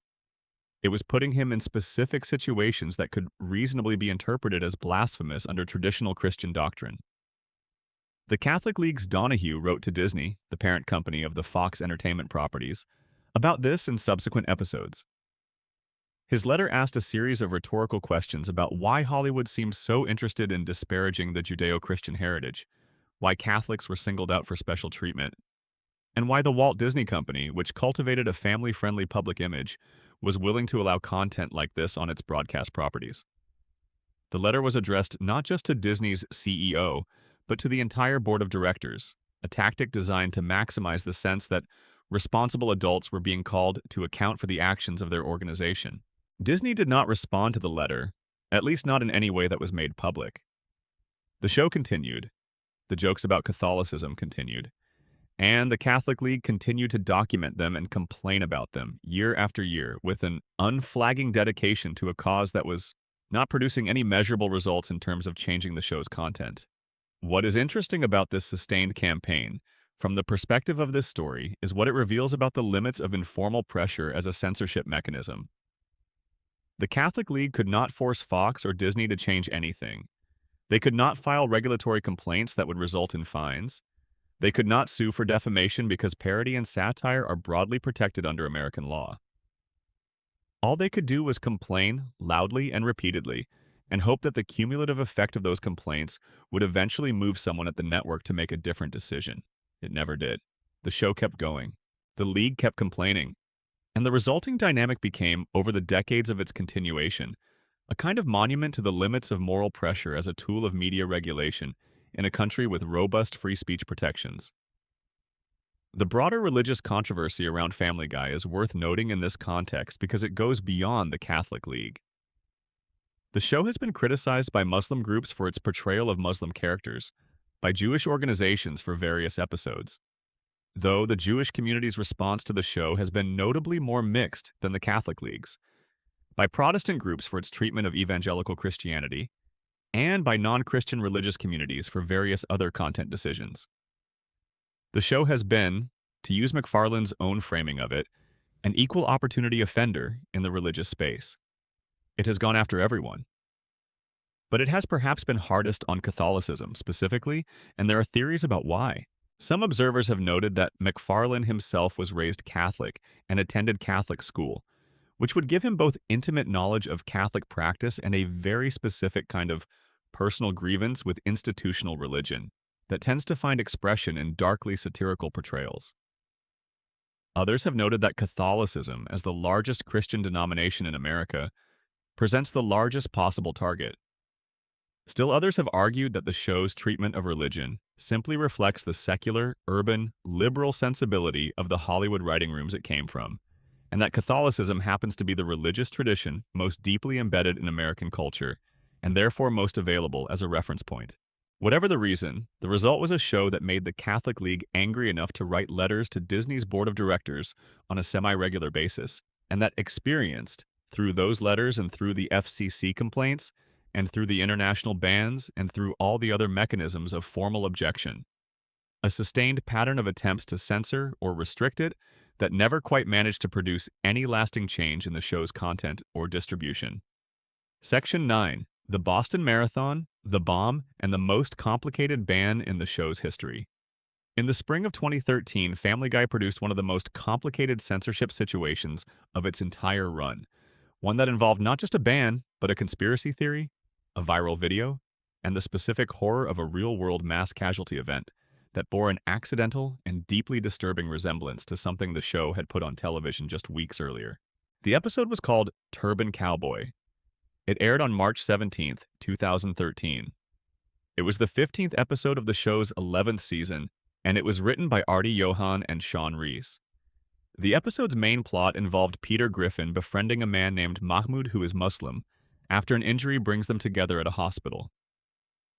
Peter finds in Mahmoud a kind and generous friend, and, in a move that is deeply consistent with Peter Griffin's approach to religion, converts to Islam based on his affection for his new friend, rather than any theological conviction. Quagmire and Joe, ever vigilant, become suspicious that Mahmoud may not be who he appears to be, and their suspicions are eventually validated when Mahmoud turns out to be involved with a terrorist plot. The episode ends with Peter accidentally triggering a series of explosions. The episode was, even by the standards of Family Guy, deeply controversial in its treatment of Muslims. The central conceit of the episode, That a friendly Muslim man who Peter meets and likes turns out to be a terrorist is a narrative structure that directly maps onto some of the worst Islamophobic stereotyping in post-September 11th American culture. Critics noted that the episode seemed to be arguing, at some level, that Muslim men who seem friendly and trustworthy are secretly plotting attacks. The episode also featured what critics described as a generally offensive treatment of Islamic practice and culture. The Parents Television Council, predictably, filed complaints. But the episode also contained something else, a cutaway gag that would, just weeks after the episode aired, become the most directly consequential piece of content in the show's entire history in terms of precipitating a real-world content ban. The cutaway in question involved Peter being asked by NBC sportscaster Bob Costas about his performance in the Boston Marathon. The flashback showed Peter driving his car through the race, plowing through runners as he went. It was presented as Peter's interpretation of how to win a marathon, consistent with his general approach to situations in which he has not understood the rules. It was the kind of slightly mean-spirited physical comedy gag that the show produced regularly, depicting carnage in an animated context that was intended to read as cartoonish rather than realistic. On April 15th, 2013, approximately 1 month after Turban Cowboy aired, two brothers, Dzhokhar and Tamerlan Tsarnaev, detonated two homemade pressure cooker bombs near the finish line of the actual Boston Marathon. The explosion killed 3 people and injured hundreds more, including 17 who lost limbs. It was the deadliest terrorist attack on American soil since September 11th, 2001, and its location, the finish line of one of the oldest and most beloved road races in the country, made it feel like an attack on something fundamental about American public life and community gathering. In the immediate aftermath of the bombing, someone on YouTube compiled a video that edited footage from the Turban Cowboy episode in a deliberately misleading way. The video took the cutaway showing Peter mowing down marathon runners with his car, and the separate sequence showing the bridge explosion from later in the episode, and edited them together to create the false impression that the episode had depicted a bombing at the Boston Marathon. It had not. The two violent scenes in the episode were from different parts of the episode and depicted completely different events. But the edited video was deliberately constructed to look like a single continuous sequence. And when viewed that way, it appeared to show Family Guy predicting or endorsing the Boston Marathon bombing in some way.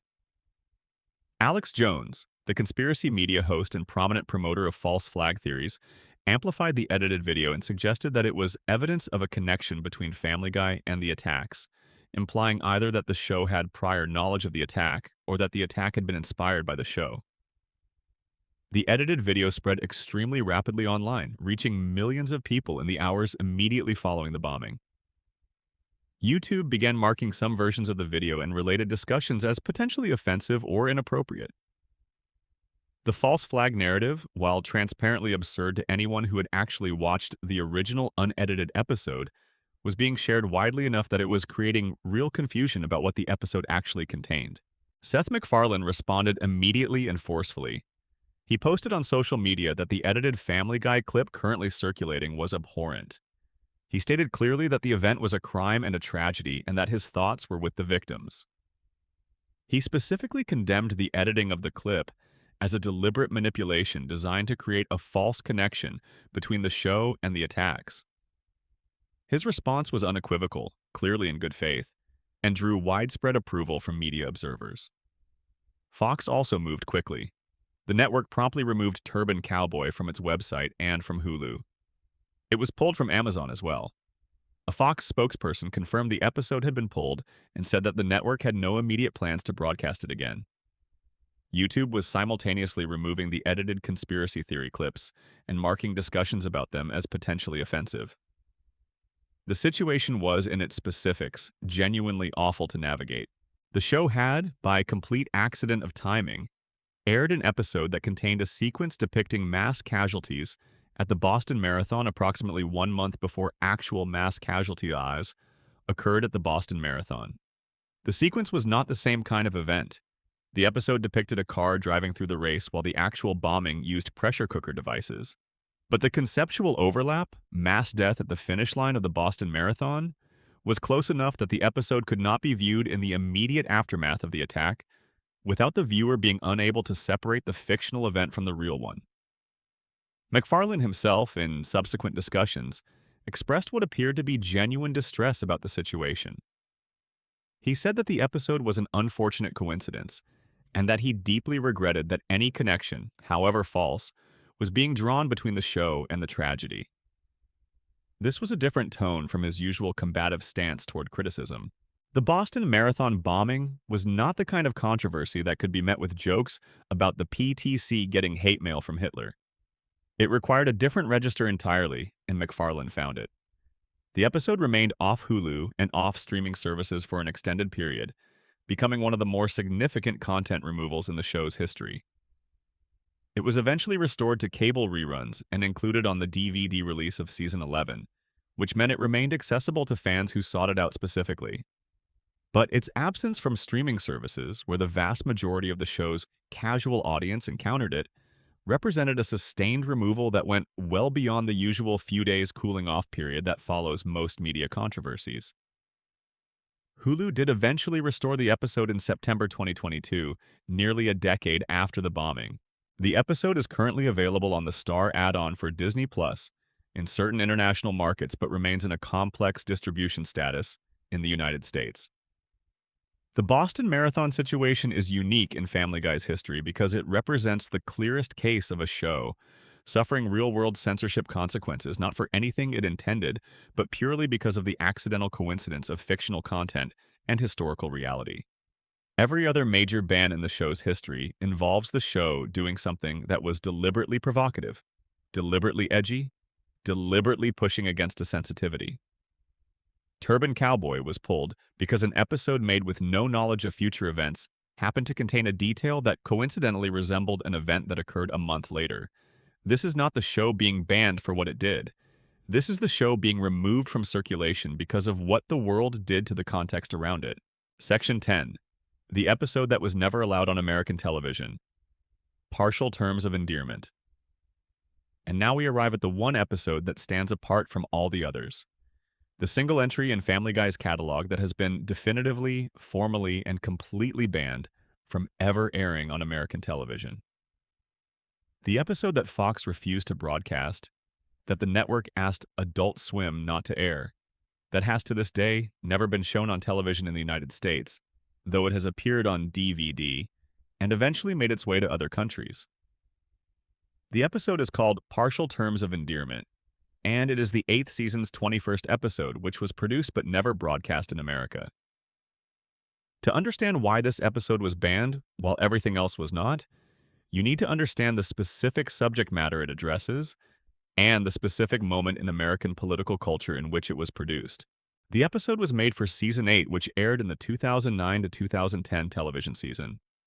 This was the year after Barack Obama's election as president, and the American political conversation had settled into a particular configuration around a set of issues that were simultaneously deeply felt and deeply divisive. Healthcare was one of those issues, and abortion was very much part of the healthcare conversation. The episode's plot begins with Lois reconnecting with an old college friend named Naomi. Naomi and her husband Dale have been trying to have a child but have been unable to conceive. They ask Lois, who has already had 3 children, if she would be willing to serve as a surrogate and carry their biological child for them. Lois, after discussion with Peter, agrees. She becomes pregnant as a surrogate for Naomi and Dale. And then, while Lois is pregnant, Naomi and Dale are killed in a car accident. This leaves Lois in a situation that is both emotionally and legally complicated. She is carrying a child that belongs genetically to 2 people who are now dead. She has no obligation to any living third party to carry the pregnancy to term, but she also has a child growing inside her that she has no genetic connection to, but that exists because she agreed to carry it for someone she cared about. The episode spends its runtime exploring what Lois does with this situation, ultimately having her decide to have an abortion.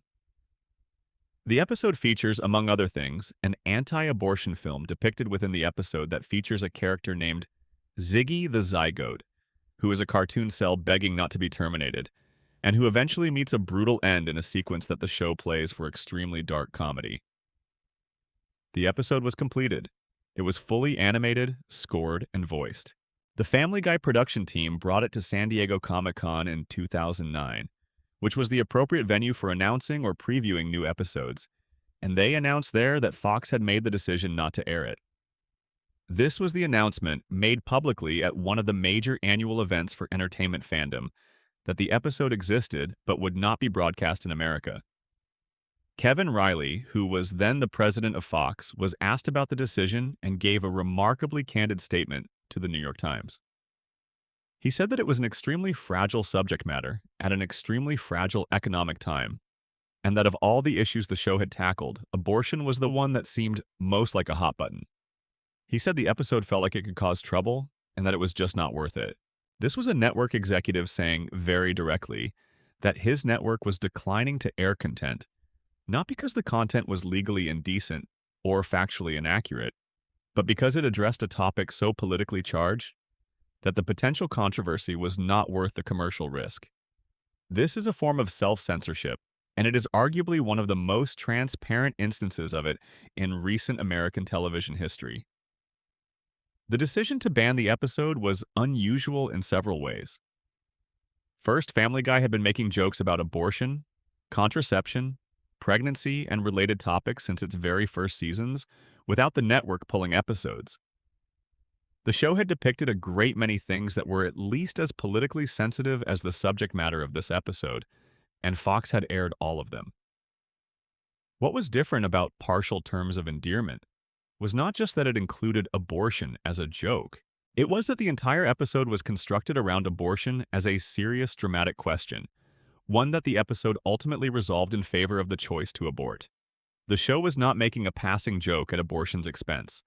It was telling a story that took a position, and the position it took was one that a significant portion of Fox's viewing audience would have found deeply objectionable.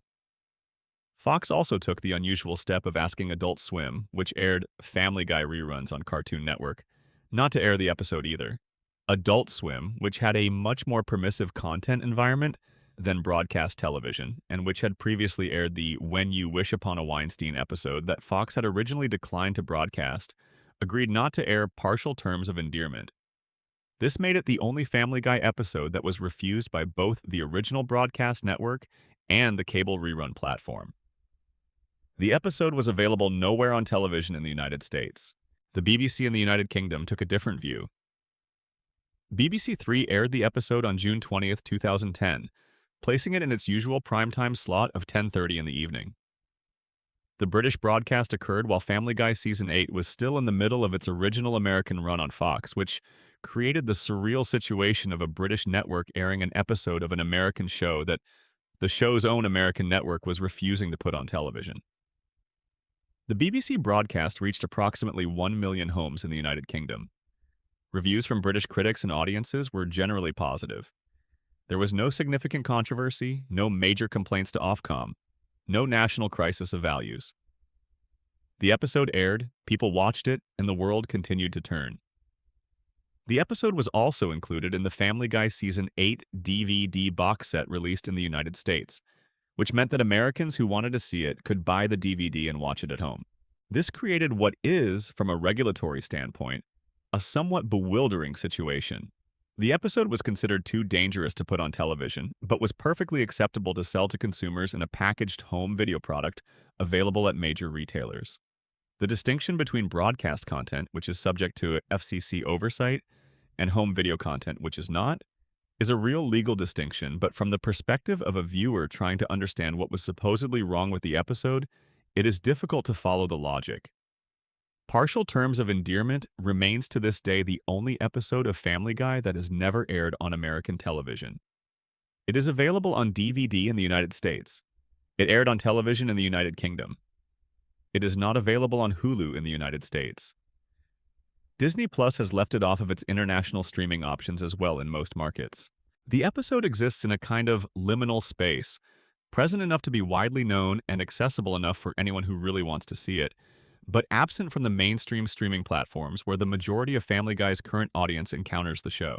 There are two things worth reflecting on as we absorb the Partial Terms of Endearment story. The first is about the specific and peculiar nature of abortion as a topic in American culture. Family Guy, as we have established, has been willing to make jokes about virtually anything. It has made jokes about the Holocaust, about September 11th, about domestic violence, about Down syndrome, about the assassination of John F. Kennedy, about Islamic terrorism, about the sexual preferences of historical figures, about the deaths of children, and about practically every religion on Earth. All of that aired. The network drew the line at an episode whose central dramatic question was whether a woman should have an abortion after the biological parents of her surrogate child died in a car accident. The episode that was too dangerous was the one that treated abortion not as a punchline, but as a serious choice with serious consequences. The joke wasn't the problem. The seriousness was the problem. The second thing worth reflecting on is what partial terms of endearment tells us about the difference between being banned and being absent. The episode was not destroyed. It was not impossible to see. It existed. It was sold on DVD. It was broadcast in another country. It could be found by anyone willing to look. What was being managed was not access to the episode, but its presence in the mainstream flow of American television. The thing that happens when you sit down on Sunday night and Family Guy comes on and you watch it because it is there. The episode was not prevented from existing. It was kept out of that particular stream.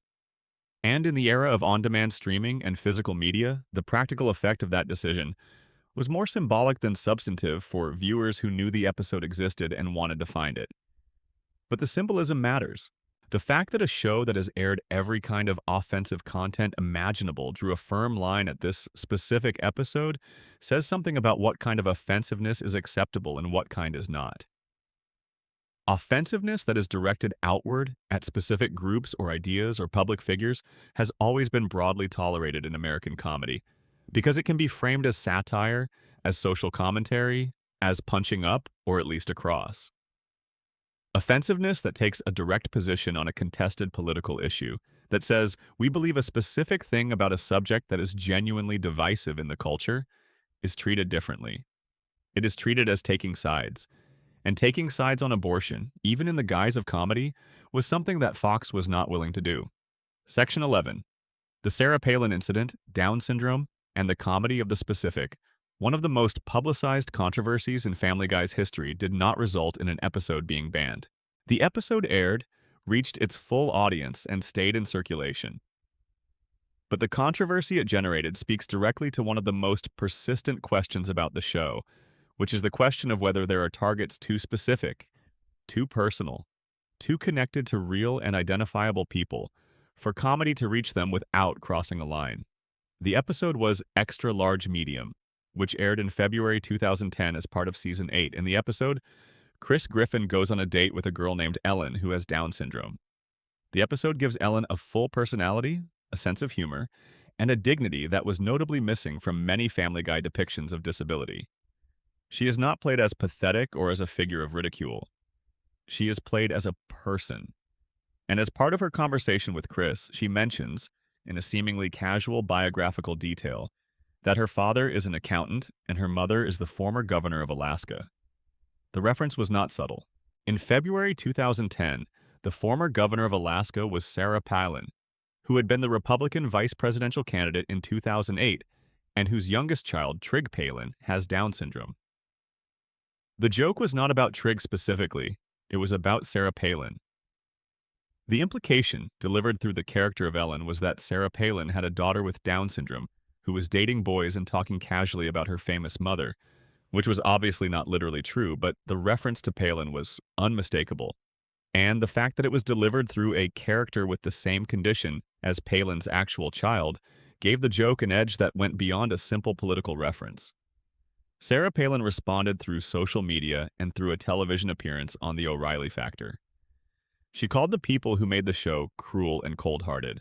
Her daughter, Bristol Palin, wrote a piece on her mother's Facebook page questioning whether there were any limits to what some people would say about those in the special needs community.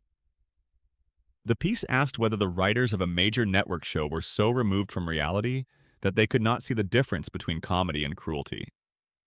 McFarlane responded by noting that the show was an equal opportunity offender, and that the satire was directed at Palin, not at her son or at people with Down syndrome generally.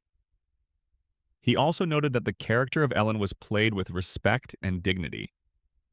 Both of these things were true. Ellen was not a figure of mockery, and the joke was clearly aimed at Palin as a political figure, not at Trigg as a person. But then something happened that shifted the narrative in a surprising direction. Andrea Faye Friedman, the actress who had voiced Ellen in the episode and who herself has Down syndrome, responded to the controversy publicly. In an email to the New York Times, she wrote that she guessed former Governor Palin did not have a sense of humor. She added that her parents had raised her to have a sense of humor and to live a normal life. She noted that she was proud to be a part of a show that depicted a person with Down syndrome as fully human, capable of dating, capable of humor, capable of simply existing in the world as a person does. Friedman's response was significant because it came from the exact community whose interests Palin was claiming to represent. The actress who has Down syndrome, who voiced the character with Down syndrome, was saying that the episode did not offend her and that she found Palin's reading of it overly protective in a way that was itself limiting to people with disabilities. It was the same argument that had been made in a different context about other offensive content that members of the communities being depicted did not find offensive.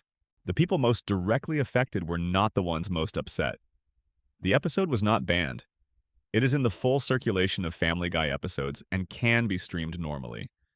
But the controversy around it became one of the most discussed moments in the show's history because it crystallized a genuine question about comedy and disability and political targeting that does not have a simple answer.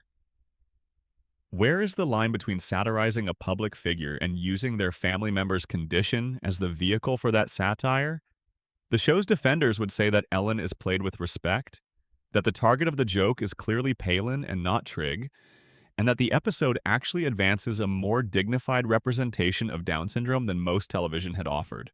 The show's critics would say that there are some things you do not use as comedy material, regardless of how you frame them, and that a real child with a real condition should not become the subject of political satire, however indirect the connection might be.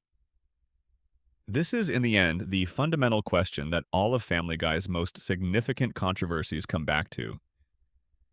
Not whether the show is offensive, it is obviously and deliberately offensive, but whether the offense it creates has value proportional to its cost. Whether the laughter it generates is worth the hurt it causes to people who see themselves in the targets of its humor. That question does not have a universal answer.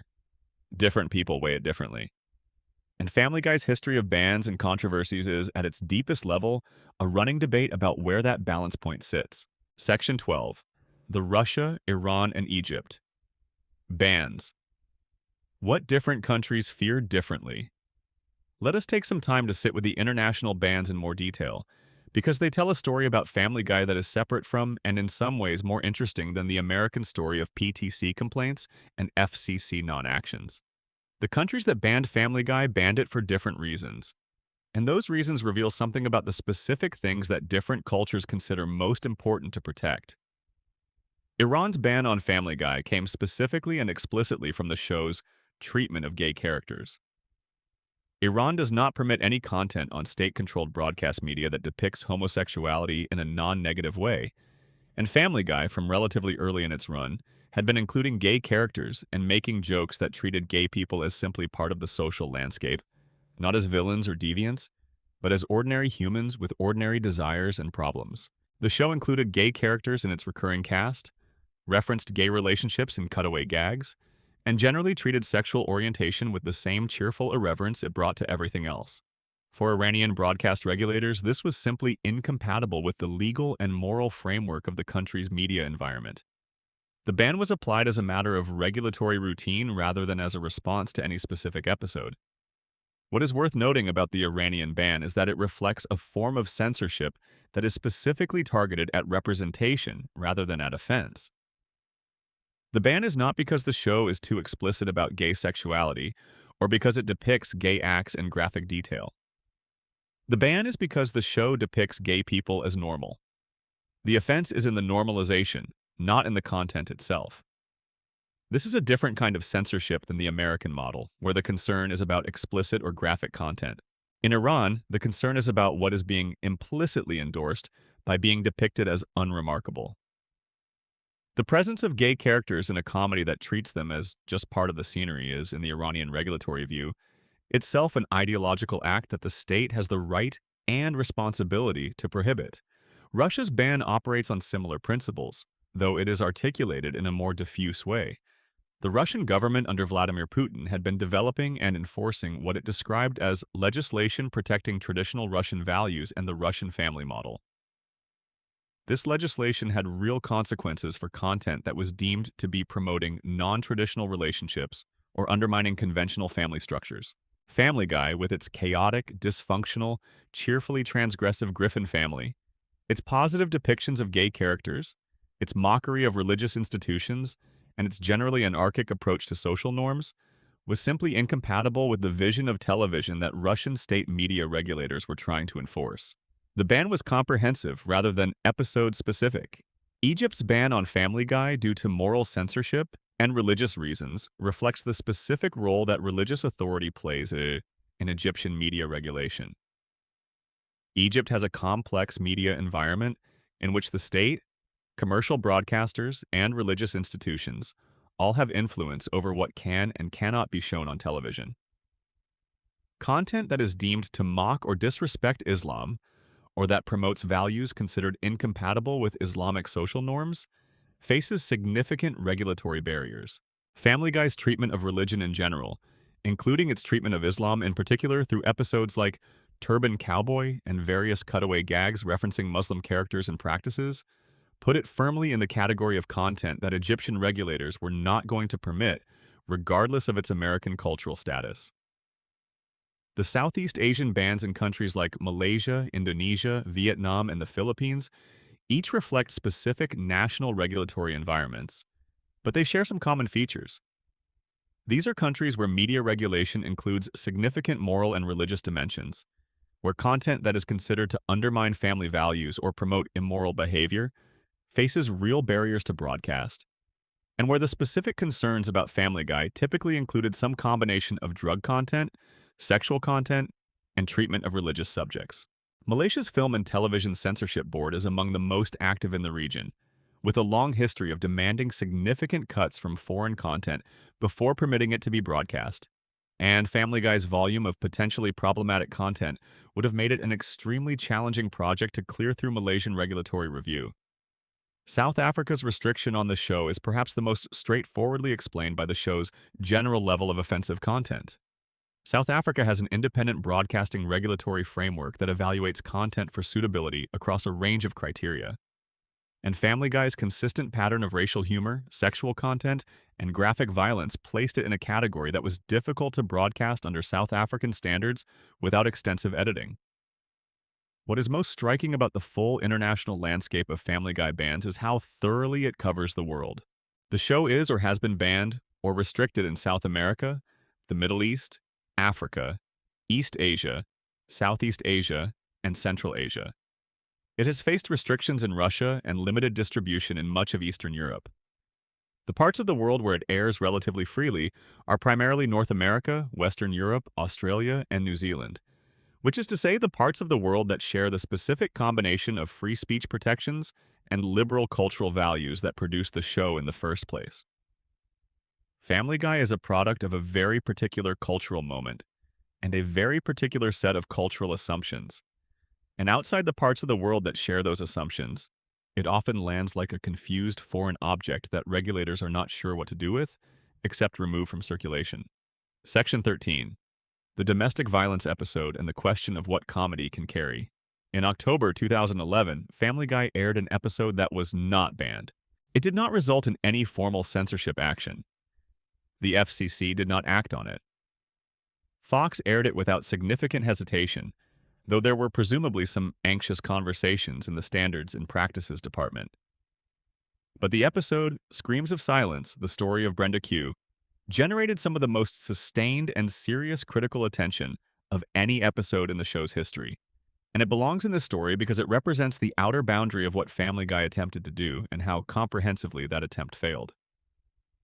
The episode was written by Alex Sulkin and aired on October 30th, 2011, as part of Season 10.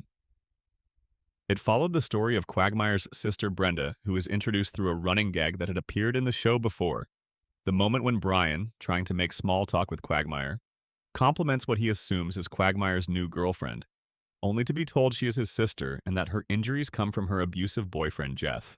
The episode took that established gag and built a full episode around it, attempting to treat the subject of domestic violence with a seriousness and earnestness that the show had never really attempted before. The episode is a serious one, not serious in the way that Brian and Stewie was serious, where two well-developed characters have genuinely emotional conversations in a confined space. Screams of Silence is serious in a heavy-handed, message-driven way that feels deeply uncomfortable throughout because the show is trying to do something it does not have the tools to do. The depictions of Jeff's abuse of Brenda are graphic and realistic in a way that is genuinely disturbing rather than darkly funny. The episode shows physical violence against a woman in extended sequences that are meant to be upsetting. And they are upsetting, but they are not accompanied by the kind of character depth or narrative intelligence that would make that upset productive. The episode's critics, and there were many of them, made several specific arguments. The first was that Brenda's character is written in a way that reinforces the most damaging stereotypes about domestic abuse victims, portraying her as essentially too stupid or too weak to leave a situation that any reasonable person could see was dangerous and destructive. The episode does not engage with the psychological complexity of why people stay in abusive relationships. It simply presents Brenda as not getting it, as making excuses for Jeff in ways that mark her as pitiable, rather than as a person with understandable human reasons for her behavior. Critics who work with domestic violence survivors found this portrayal genuinely harmful, arguing that it contributed to the kind of victim-blaming narrative that makes it harder for abuse survivors to be taken seriously and supported. The second criticism was about the episode's resolution. Quagmire, Peter, and Joe decide that the only way to free Brenda from Jeff is to kill him. They plan and execute Jeff's murder, which they accomplish by staging an accident. The murder of an abusive partner by the victim's family is presented in the episode as a heroic act, the right thing to do, the solution to the problem. This is a specific and serious claim about violence as a response to violence, and the episode makes it with no apparent awareness of the ethical complexity involved. It is also, from a practical standpoint, a terrible message to send, because it suggests that the correct response to domestic abuse is vigilante murder rather than any of the actual resources and systems that exist to help people escape abusive relationships. The episode was not banned, it aired. It is still in circulation, available on streaming platforms. But it represents, in a different way from the episodes we have discussed elsewhere, a form of failure that is distinct from the kind of controversy that comes from being deliberately offensive. Screams of Silence was not trying to shock or offend. It was trying to say something sincere about a serious subject, and it failed badly enough that the result was arguably more harmful than a purely comedic treatment would have been. The show was not equipped to carry the weight it was trying to carry. The irony is that the episode aired while Partial Terms of Endearment, which was a much more careful and dramatically coherent treatment of a different sensitive topic, remained banned from American television. Fox had concluded that an episode about abortion was too dangerous to air, but an episode about domestic violence that arguably spread damaging misinformation about why abuse victims stay in their relationships aired without significant network resistance. The difference in treatment reflects not a coherent standard of what is appropriate, but rather the specific political toxicity of the abortion debate in the American context, which had no equivalent in the domestic violence space. Section 14. The show that banned itself. Self-censorship, internal editing, and the comedy of the almost broadcast. One of the most underappreciated aspects of Family Guy's censorship history is the vast amount of material that was modified, softened, or removed before it ever reached broadcast through the internal standards and practices process at Fox, rather than through any external regulatory action. The episodes that aired were the result of a constant editorial process in which the show's writers would push as far as they could go, and Fox's standards and practices department would push back, and the final broadcast product would land somewhere in between. This process produced, over the course of the show's run, a fascinating collection of differences between broadcast versions of episodes and the versions that appeared on DVD releases. The DVD versions, which were not subject to broadcast standards, often contained scenes, lines, and moments that had been edited out of the television versions. These differences ranged from relatively minor, an extra second of violence, a slightly more explicit line of dialogue, to quite significant, entire sequences that change the meaning or the tone of an episode. The episode When You Wish Upon a Weinstein provides one of the more interesting examples of this. The original version of the I Need a Jew song, on the DVD release, contains a lyric referencing the historical claim that Jewish people killed Jesus Christ. The broadcast version, when the episode was finally aired on Fox in 2004, changed that lyric to something less inflammatory. The DVD version is the original creative intent of the writer. The broadcast version is the result of the compromise between that intent and the network's judgment about what could safely be put on the air. The song has two versions that mean slightly different things, and which one you have heard depends on how you watched the episode. The Quagmire scene in the same episode in which Lois asks Quagmire for his car keys and he searches for them, in a way that strongly implies he is doing something sexually intimate below the frame, was shortened significantly for the Fox broadcast. The extended version of the scene on the DVD and in the original Adult Swim broadcast makes the implied joke much clearer. The shortened version is ambiguous enough that the gag barely registers. The difference between the two versions illustrates how a small timing change can completely alter whether a joke lands at all. These broadcast versus DVD discrepancies existed across dozens of episodes over the years. The Season 2 DVD set excluded the Osama bin Laden airport scene from Road to Rhode Island due to September 11th sensitivities, but the Freakin' Sweet Collection Special Edition kept it. Different streaming platforms, at different points in time, had different versions of episodes based on which master they were working from. The censorship history of Family Guy is not a clean story of some things being banned and other things being allowed. It is a much more complicated story of the same content existing in multiple versions simultaneously, each one shaped differently by the regulatory environment and the specific context in which it was made available. The show also, over its long run, developed a sophisticated internal awareness of its own relationship with censorship. The episode PTV was the most direct expression of this, making the FCC itself a character in the episode. But there were other, less obvious moments where the show seemed to be commenting on the process of its own regulation. In a Season 10 episode called Back to the Pilot, in which Brian and Stewie travel back in time to the events of the very first episode, there is a moment where the two characters observe the Griffin family standing around awkwardly during a cutaway gag, just waiting for it to end, doing nothing while the screen shows something else. It is a joke about the cutaway format itself, a self-aware bit that acknowledges how the cutaway structure takes the characters out of the story. But it is also, in a way, a joke about the experience of watching television content that has had things removed from it, the odd stillness of a show that has been edited to remove something that used to be there. The show's habit of making jokes about its own controversial status intensified as the years went on. Characters would reference Fox's nervousness about specific content. Peter would occasionally address the audience directly to acknowledge that a joke might not be appropriate. Brian would sometimes adopt the position of a media critic within the show, questioning whether certain content was in good taste, only to immediately contradict himself in the very next scene. This meta-awareness was sometimes genuinely clever, and sometimes simply a way of having things both ways, of making a joke and also providing a plausible deniability mechanism by seeming to acknowledge that the joke was in questionable taste. Section 15. The Comedy of Consequence. What happens when the world catches up with the jokes? There is a specific kind of uncomfortable experience that comes from watching content you enjoyed at one time and encountering, in that same content, a joke that has aged badly because the world has changed around it. This is different from discovering that a piece of content was always offensive and you simply did not notice. It is more specific and more uncomfortable than that.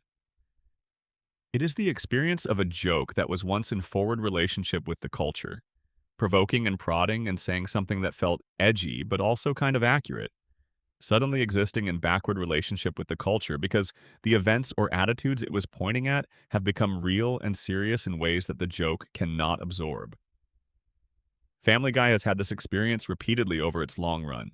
Some jokes that were acceptable in 2000 or 2005 or 2010 are now simply not acceptable, not because the standards for acceptability have been lowered, but because they have been raised, because the culture has developed a more sophisticated understanding of who gets hurt by specific kinds of humor and how. The racial jokes of the early seasons, some of which seemed daring and edgy in the early 2000s, read differently in a post-2020 media environment. The fat jokes directed at Peter's own body and at other overweight characters, which were presented as self-aware irony, have aged in a culture that has become significantly more attuned to the psychological damage of weight-based humor.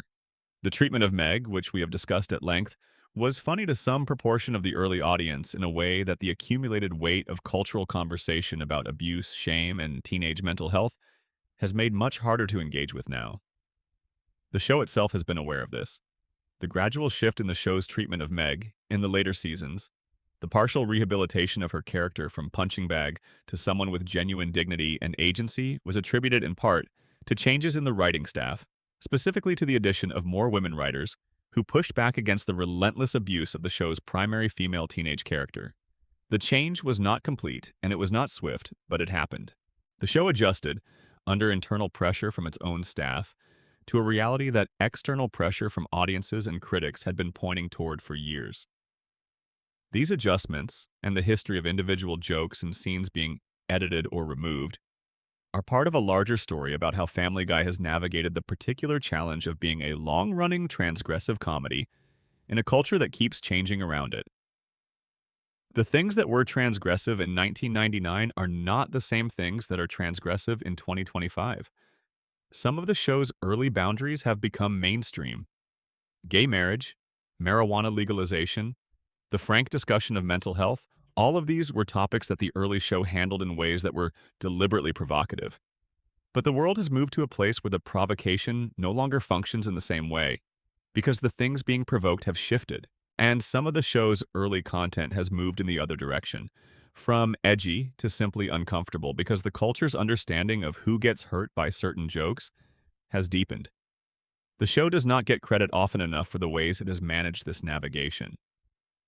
The aspects of it that have remained stubbornly unreformed, the relentless Islamophobia of certain episodes, certain racial humor that never found its footing, the Meg abuse that took far too long to be addressed, these are real failures. But the show has also, over its long run, produced genuine moments of compassion and genuine instances of representation that challenged rather than reinforced cultural bias. The episode in which Meg meets Lisa Simpson and is encouraged to pursue her own talents. The episode in which Stewie's sexual and gender identity is explored with more care than most shows of the era managed. The episode in which Brian discusses depression and suicidal thoughts with a frankness that was, for a primetime cartoon, genuinely remarkable. The show is not a monolith. It is a collection of decisions made by different people in different moments, some of them good and some of them not. And its censorship history reflects that complexity. Section 16. The legacy of being banned. What 25 years of controversy actually means. We have traveled through a great deal of history tonight. From the first nervous Fox executives in 1999 to the Venezuelan government, threatening cable companies with fines in 2009 to the Boston Marathon's Shadow, falling over a comedy sketch in 2013 to the one episode that remains, to this day, permanently barred from American television. We have talked about governments and watchdog organizations and network executives and the quiet internal editing process that shapes every episode before it reaches the audience. We have talked about the difference between being banned and being absent, between being censored and being adjusted, between content that provokes a legal response and content that just provokes. What does all of this add up to? What is the legacy of Family Guy's extraordinary history with banning, censorship, and controversy? The most obvious piece of that legacy is the show's commercial and cultural resilience. Family Guy has survived everything that has been thrown at it. The PTC could not get the FCC to act against it in any meaningful way. The international bans removed it from some markets but did not significantly damage its global reach. The individual episode bans and restrictions have not prevented the show from continuing to air and continuing to find audiences. In April 2025, the show was renewed through season 27, which would take it to the 2028 to 2029 television season, coinciding with its 30th anniversary. A show that has been banned, condemned, protested, formally complained about in multiple countries on multiple continents, has been renewed through its 30th year. There is a lesson in that resilience, and it is not a straightforward or comfortable one. Part of what it means is that in the American broadcast environment, with its specific constitutional protections and its specific regulatory framework, it is genuinely very difficult to censor something out of existence if a major commercial entity wants to keep producing it and there is an audience that wants to consume it. The PTC's bankruptcy is in some ways a testament to this reality. An organization that spent decades trying to use the regulatory process to remove content it found offensive from television, found that the regulatory process was not designed to do what they wanted it to do, and that their relevance was tied to a media environment, broadcast television, that was shrinking in cultural importance. The First Amendment and the economics of entertainment are, in the American context, extremely strong forces in the direction of permissiveness. Part of what the show's resilience also means, though, is something less comfortable. It means that the specific forms of offense that Family Guy has been engaging in have been treated, by the regulatory and commercial systems that govern American entertainment, as essentially acceptable costs of doing creative business. The communities who have been the targets of the show's humor, disabled people who saw themselves depicted in degrading ways, religious communities who saw their most sacred practices made into punchlines, victims of domestic violence who saw their experience misrepresented in damaging ways, have not had a meaningful regulatory mechanism through which to object. The FCC complaints did not produce results. The Catholic League letters did not produce responses. The international bans in countries with less robust free speech protections produced the ironic result of the show being more restricted in places that were themselves more restrictive in general. The second part of the show's legacy in the context of banning and censorship is what it means as a cultural artifact. Family Guy's history of controversy is, in some strange way, one of the most complete records we have of what American culture has been most anxious about, decade by decade, since 1999. The things that got the show in trouble are the things that the culture was most uncertain about, most contested about, most divided about. Religion and irreverence, drug legalization, gay rights and representation, abortion, terrorism and its relationship to specific ethnic and religious identities, the treatment of people with disabilities, domestic violence, and victim responsibility. These are not random sensitivities. They are the specific pressure points of American culture during the show's run. And the show's encounters with them form a kind of inadvertent chronicle of what was being argued about in the culture during those years. Future cultural historians who want to understand what Americans were most anxious about in the early 21st century could do worse than to read the catalog of Family Guy's bans and controversies. Not for what the show said about these topics, which was often shallow and sometimes harmful, but for the intensity of the response those topics generated. The violence of the reaction to the abortion episode tells you something about abortion in America. The speed and completeness of the removal of the Boston Marathon content tells you something about terrorism's still raw place in the American psyche more than a decade after September 11th. The international map of bans tells you something about what different parts of the world consider the most important things to protect. Family Guy did not intend to be a record of cultural anxiety, but it became one. The third piece of the legacy is the question of what all this controversy actually accomplished. Did the banning of individual episodes or the modification of specific scenes make the world better in any measurable way? Did the FCC complaints change the show's content in any lasting way?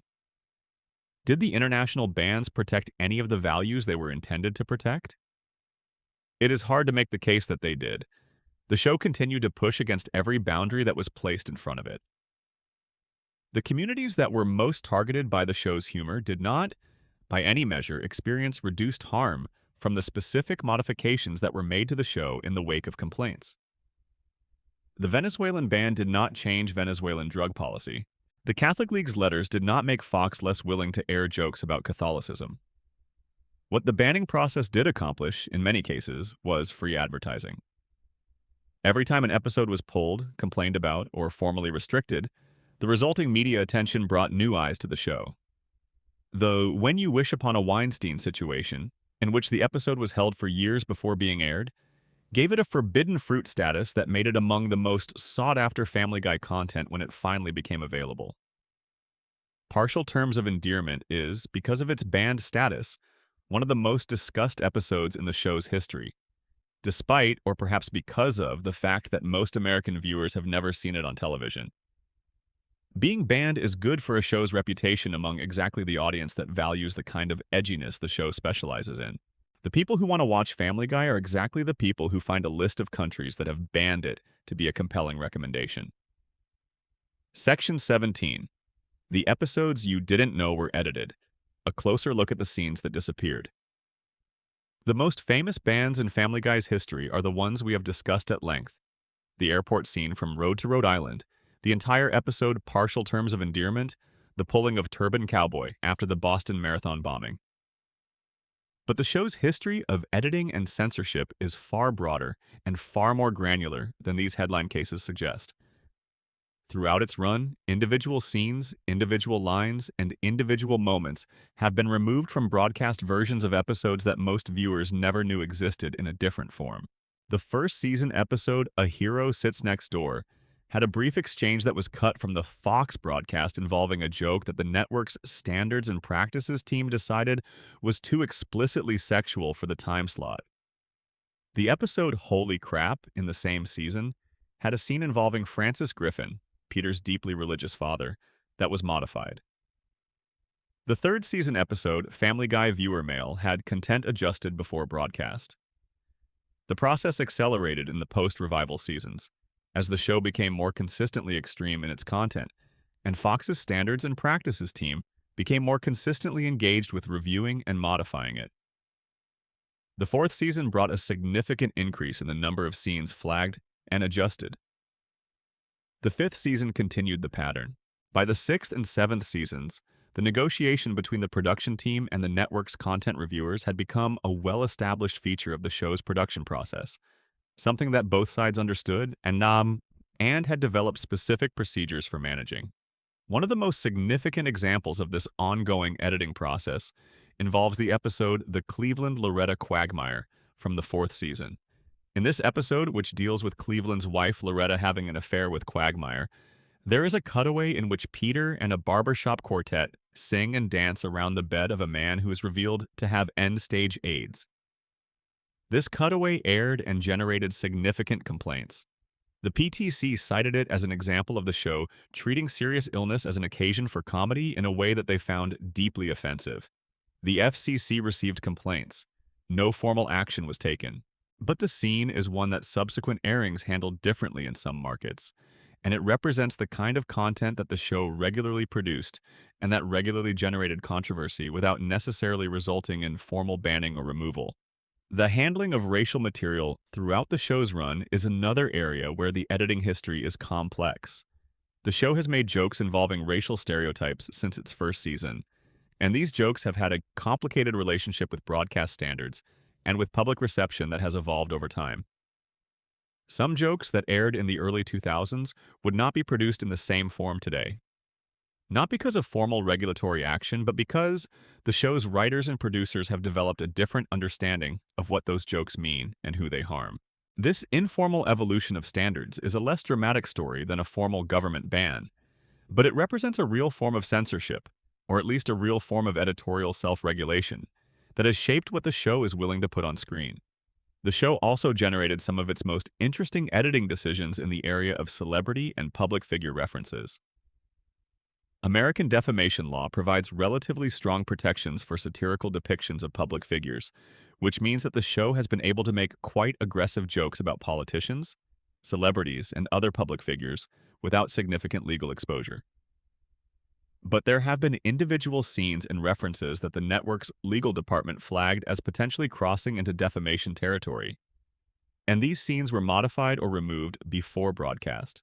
The resulting gaps between the broadcast versions and the DVD versions of some episodes reflect not just content standards decisions, but also the specific intersection of comedy and defamation law in the American legal system. Section 18. The Biology of a Ban. How censorship actually spreads.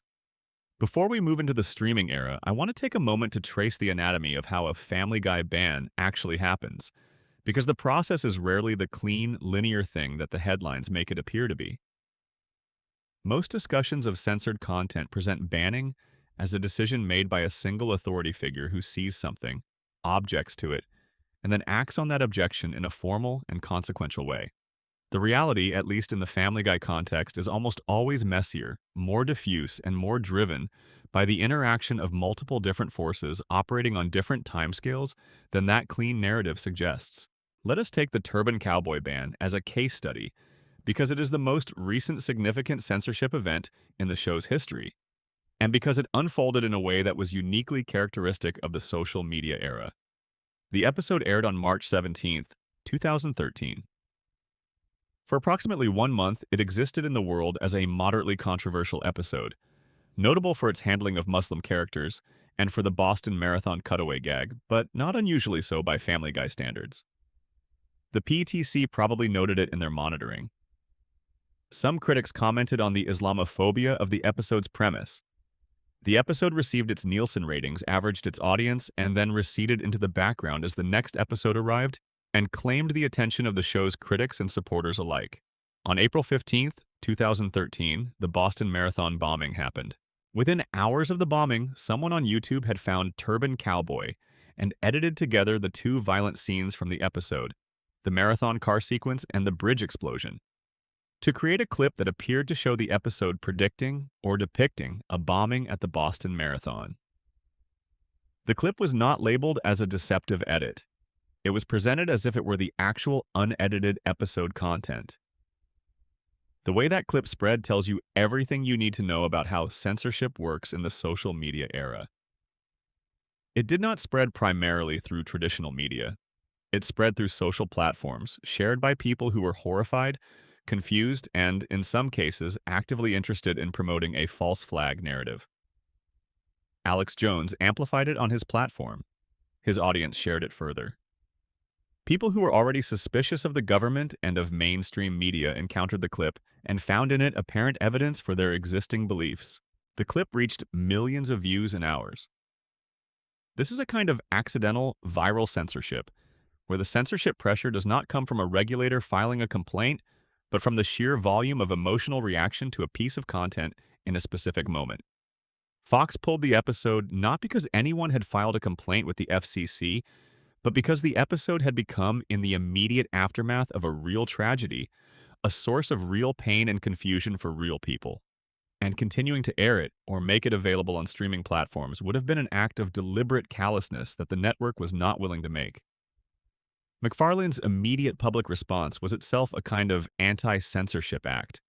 By condemning the edited clip clearly and immediately, by separating what the show had actually done from what the conspiracy theory was claiming it had done, he was trying to prevent the false narrative from doing further damage. He was not defending the episode or claiming it should remain on air in the immediate aftermath of the tragedy. He was defending the truth about what the episode contained against a deliberately falsified version of that truth. The episode's eventual return to Hulu in September 2022 reflects a different kind of decision, one made in a cooler moment at a greater distance from the original event. By 2022, enough time had passed that the accidental parallels between the episode and the bombing had receded somewhat, that the conspiracy theory around it had been thoroughly debunked and forgotten by most people, and that the episode could be treated as what it actually was: a flawed, controversial episode of a controversial show that had been removed from circulation in a specific moment of crisis. The process of Turban Cowboy going from controversial episode to banned content to restored streaming episode is a complete case history of how content banning works in the current media environment. It required a viral moment, a real-world tragedy, a conspiracy theory, a creator response, a platform decision, and eventually a reconsideration. None of these steps were independent of each other. They were all reactions to and interactions with each other in a complex system that no single actor was fully in control of.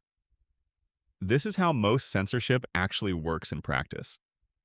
Not as a clean decision from a clear authority, but as an emergent outcome of a system involving content creators, platforms, regulators, advocacy organizations, audiences, and the unpredictable events of the world outside the screen.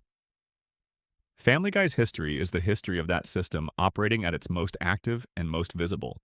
No other show has run through the same system this many times over this many years, and the resulting record is as close to a complete documentation of how media censorship actually works in a democratic society, with strong speech protections as we are likely to get.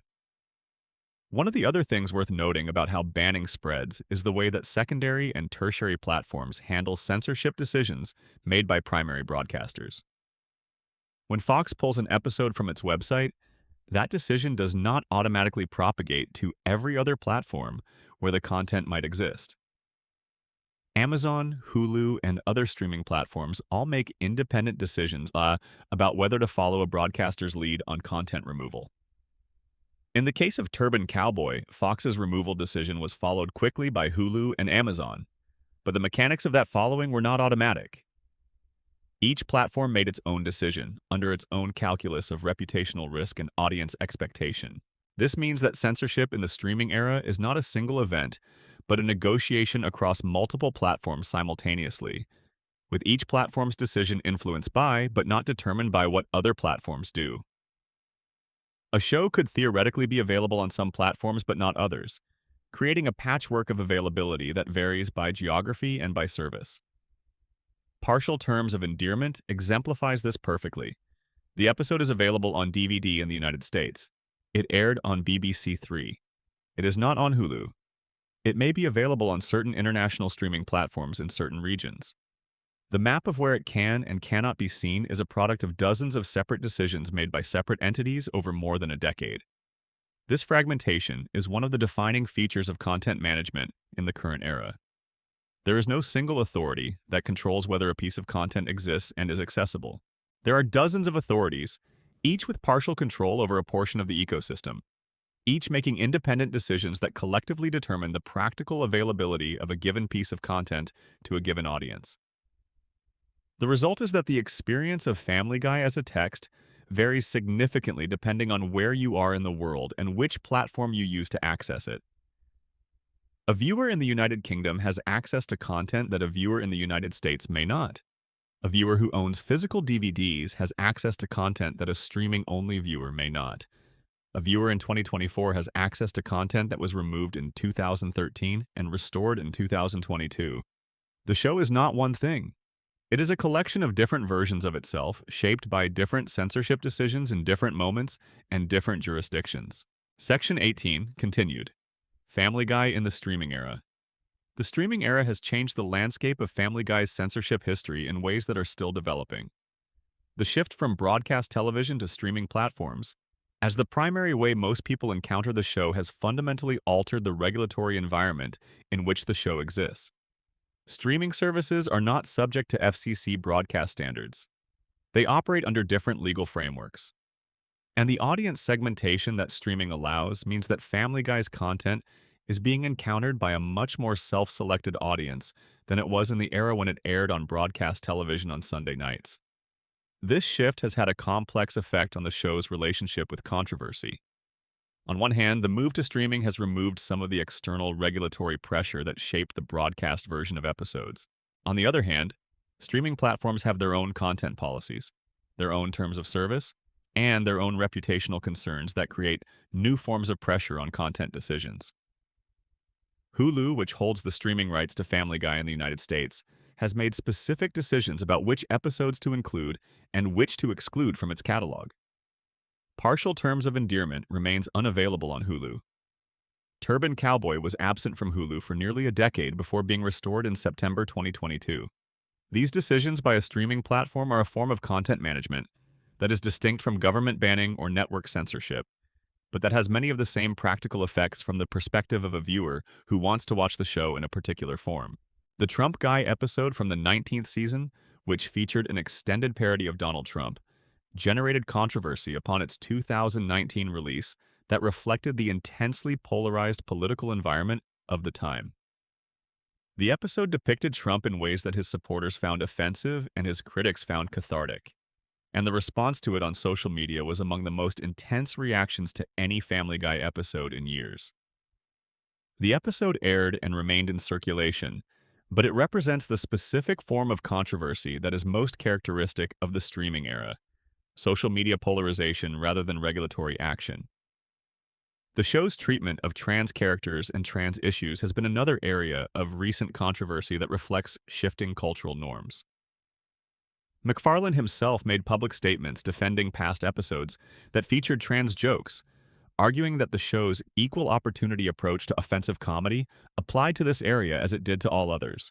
Critics noted that some of this content reflected harmful stereotypes about trans people in ways that went beyond comedy into something more damaging. These debates unfolded primarily in the cultural commentary space rather than through regulatory processes, but they shaped public discussion of the show and contributed to the ongoing reevaluation of what Family Guy's history of offensive content ultimately means. The Disney acquisition of Fox's entertainment assets in 2019 created an interesting new dimension to the show's content management. Disney, as one of the most recognizable family-friendly brands in global entertainment, is the parent company of a show that has been banned by governments for being too immoral. This creates obvious tensions. Disney's approach to managing those tensions has been largely to treat Family Guy as a legacy asset in a separate creative category, allowing it to continue its established creative practices while the broader Disney brand maintains its family-friendly positioning. But the tensions are real, and they manifest in occasional decisions about streaming availability, international distribution, and the specific content included in Disney Plus's International Star add-on service, which carries Family Guy in some markets. The renewal deal announced in April 2025, which locked in the show through season 27 and the 2028 to 2029 television season, was described as a mega deal with parent company Disney. This means that Family Guy's future is now explicitly bound to a corporate entity whose values and content standards are, in many ways, precisely the opposite of what the show has always done. Disney does not make content that gets banned by governments for promoting marijuana. Disney does not produce episodes that are formally declined by broadcast networks for taking editorial positions on abortion. Disney does not make shows whose creator compares its critics to Hitler. But Disney now owns Family Guy, and Family Guy is going to keep doing all of those things for at least a few more years under the Disney umbrella, with Disney's name on it in the corporate attribution. This is, in a very specific way, the logical endpoint of the American media consolidation that has been happening over the past several decades. The most consistently banned and censored animated comedy in American television history is owned by the company that makes Snow White and Cinderella and The Little Mermaid. The show that was banned in Venezuela for marijuana content airs under the same corporate roof as Frozen. The episode that was formally rejected for American broadcast because it was too controversial about abortion is part of a Disney-distributed DVD box set. The irony would be perfect if it were not simply true. Section 19. What the writers themselves said. Inside the production of controversy. The writers of Family Guy have, over the years, given occasional glimpses into how they thought about the show's controversial content from the inside. These glimpses are worth spending some time with because they complicate the simple narrative of a show that was calculated to be offensive and then was surprised when people found it offensive. MacFarlane himself has been the most forthcoming. In multiple interviews over the years, he defended the show's approach to sensitive topics as satire that was designed to expose the absurdity of the things it mocked rather than simply to mock them. He made the argument, familiar from South Park and from many other shows in the adult animated comedy genre, that the equal opportunity nature of the show's offensiveness was itself a form of fairness, that when a show mocks everything and everyone, it is implicitly arguing that nothing is above scrutiny and that no group has a special exemption from being the subject of comedy. This argument has some real merit. There is a genuine tradition in comedy of using irreverence towards sacred things as a way of questioning whether those things should be quite as sacred as they are. The court jester's historical function was precisely this: to say things that no one else was allowed to say. To use the license of comedy to approach the powerful and the protected from an angle that could not be reached through any other means. Family Guy has, at its best, operated in this tradition. The episodes that work as genuine satire, that use comedy to illuminate something true about the culture, are not simply offensive. They are productive in a way that purely provocative content is not. But McFarlane's Defenders of the Faith defense of the show as satire has also, over the years, been invoked to cover a lot of content that is less clearly satirical and more clearly just shock value.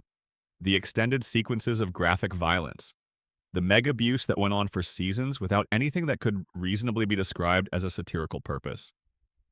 The moments where the show's treatment of a particular group seemed less like commentary and more like the writers simply finding that group to be a reliable source of easy jokes. These moments are harder to defend under the satire framework, and the defenders who reach for that framework in response to every criticism are doing the show a disservice by blurring the line between the content that actually earns its offense and the content that does not.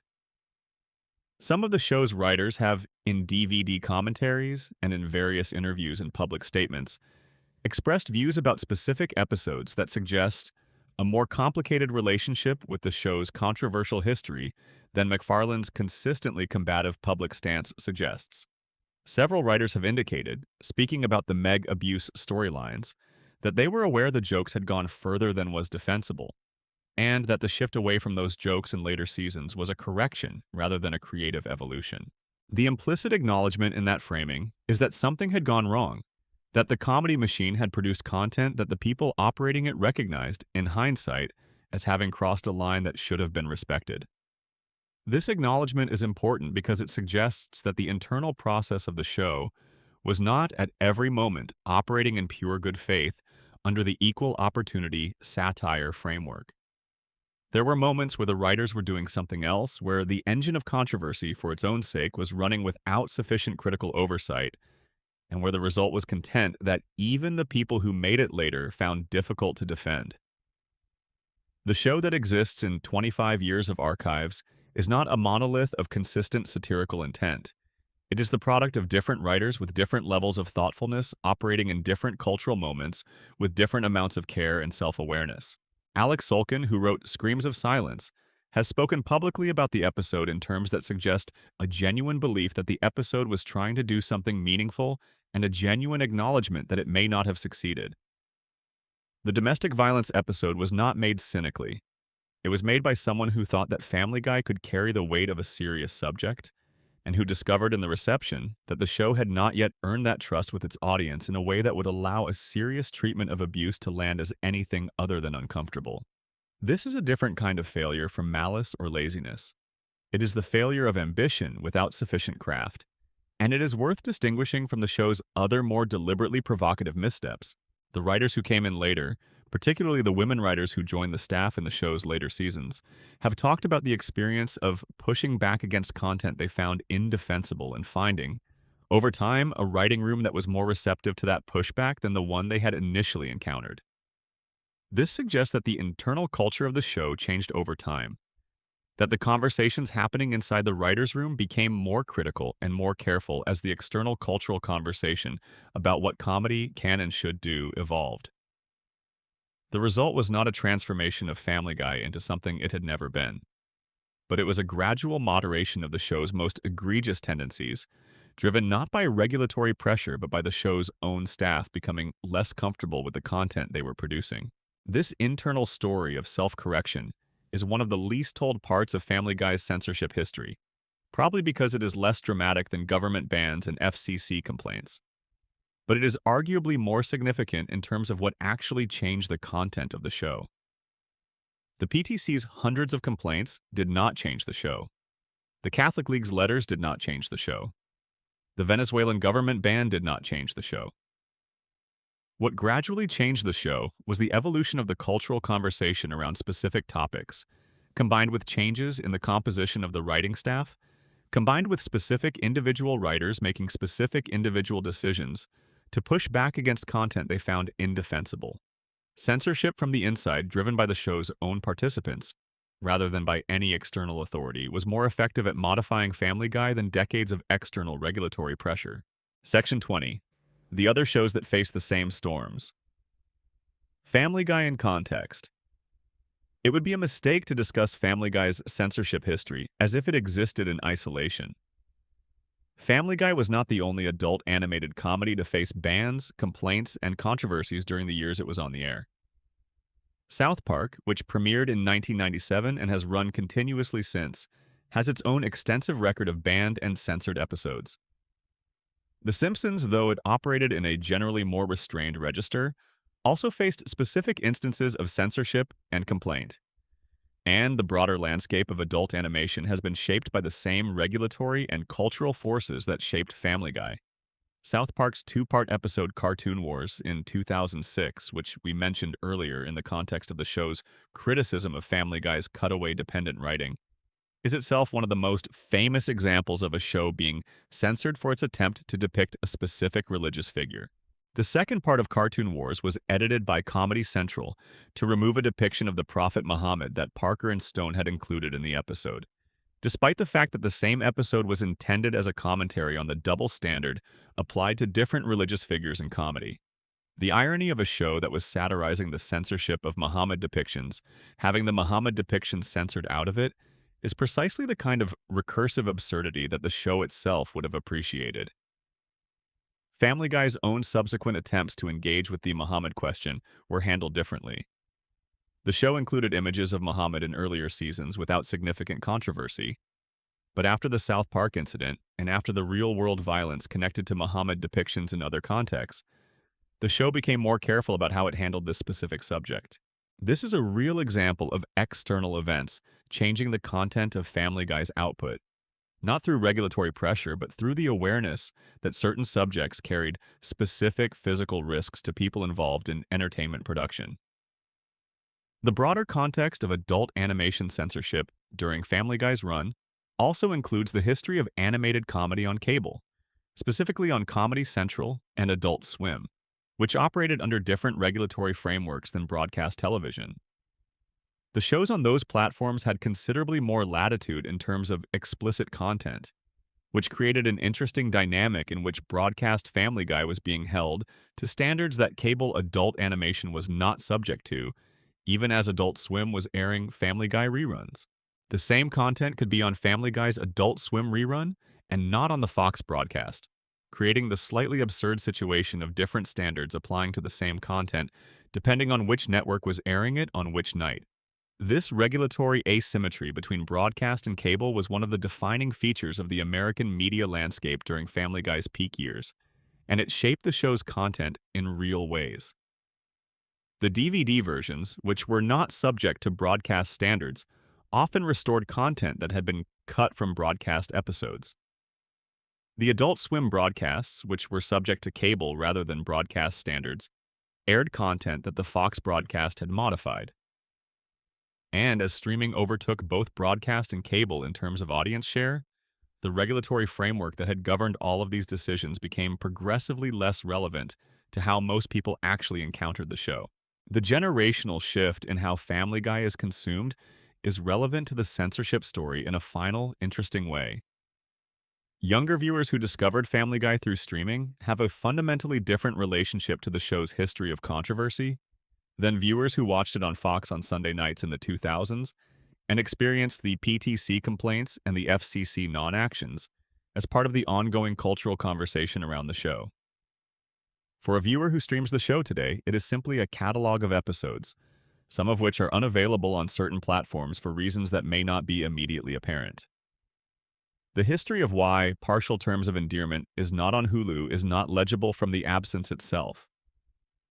The absence is just there, unexplained, for viewers who do not know to look for the story behind it. This inaccessibility of the history is, in its own way, a kind of soft censorship.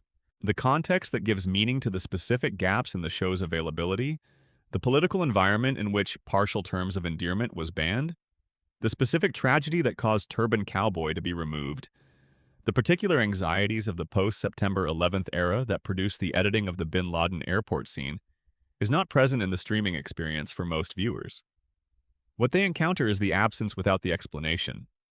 And absence without explanation is, in a specific way, a form of erasure that is different from, but related to the more explicit forms of banning we have discussed throughout this story.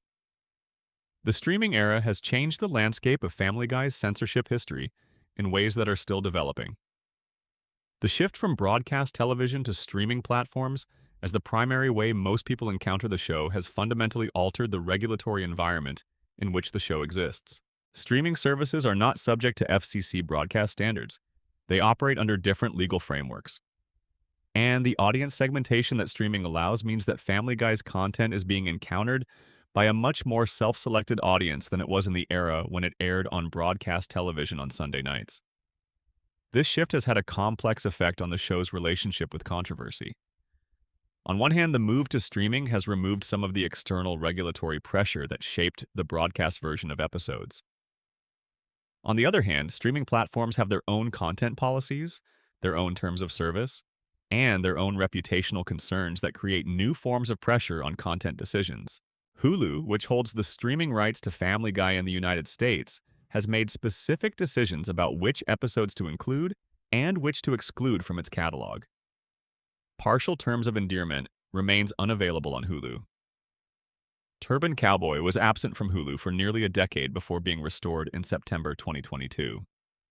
These decisions by a streaming platform are a form of content management that is distinct from government banning or network censorship, but that has many of the same practical effects from the perspective of a viewer who wants to watch the show in a particular form. The Trump Guy episode from the 19th season, which featured an extended parody of Donald Trump, generated controversy upon its 2019 release that reflected the intensely polarized political environment of the time. The episode depicted Trump in ways that his supporters found offensive and his critics found cathartic, and the response to it on social media was among the most intense reactions to any Family Guy episode in years. The episode aired and remained in circulation, but it represents the specific form of controversy that is most characteristic of the streaming era: social media polarization rather than regulatory action. The show's treatment of trans characters and trans issues has been another area of recent controversy that reflects shifting cultural norms. MacFarlane himself made public statements defending past episodes that featured trans jokes, arguing that the show's equal opportunity approach to offensive comedy applied to this area as it did to all others. Critics noted that some of this content reflected harmful stereotypes about trans people in ways that went beyond comedy into something more damaging. These debates unfolded primarily in the cultural commentary space rather than through regulatory processes, but they shaped public discussion of the show and contributed to the ongoing reevaluation of what Family Guy's history of offensive content ultimately means. Section 19, what it all adds up to, the complete accounting. So let us take stock of everything we have covered tonight. This complete and comprehensive accounting of every time Family Guy was banned, censored, modified, removed from circulation, or formally protested. In the United States, the show has never been formally banned from broadcast by the FCC. The Commission received hundreds of complaints over the show's run, filed primarily by the Parents Television Council and its affiliated membership, and in virtually every case either denied those complaints or took no action on them. The show aired and continues to air on broadcast television, now on Wednesday nights rather than Sunday nights, but on Fox nonetheless. However, within that context of never being formally banned, the show has experienced an enormous amount of informal and internal censorship. Individual scenes were removed before broadcast in dozens of episodes across the entire run of the series. Broadcast versions of episodes differed from DVD and streaming versions in ways both small and significant.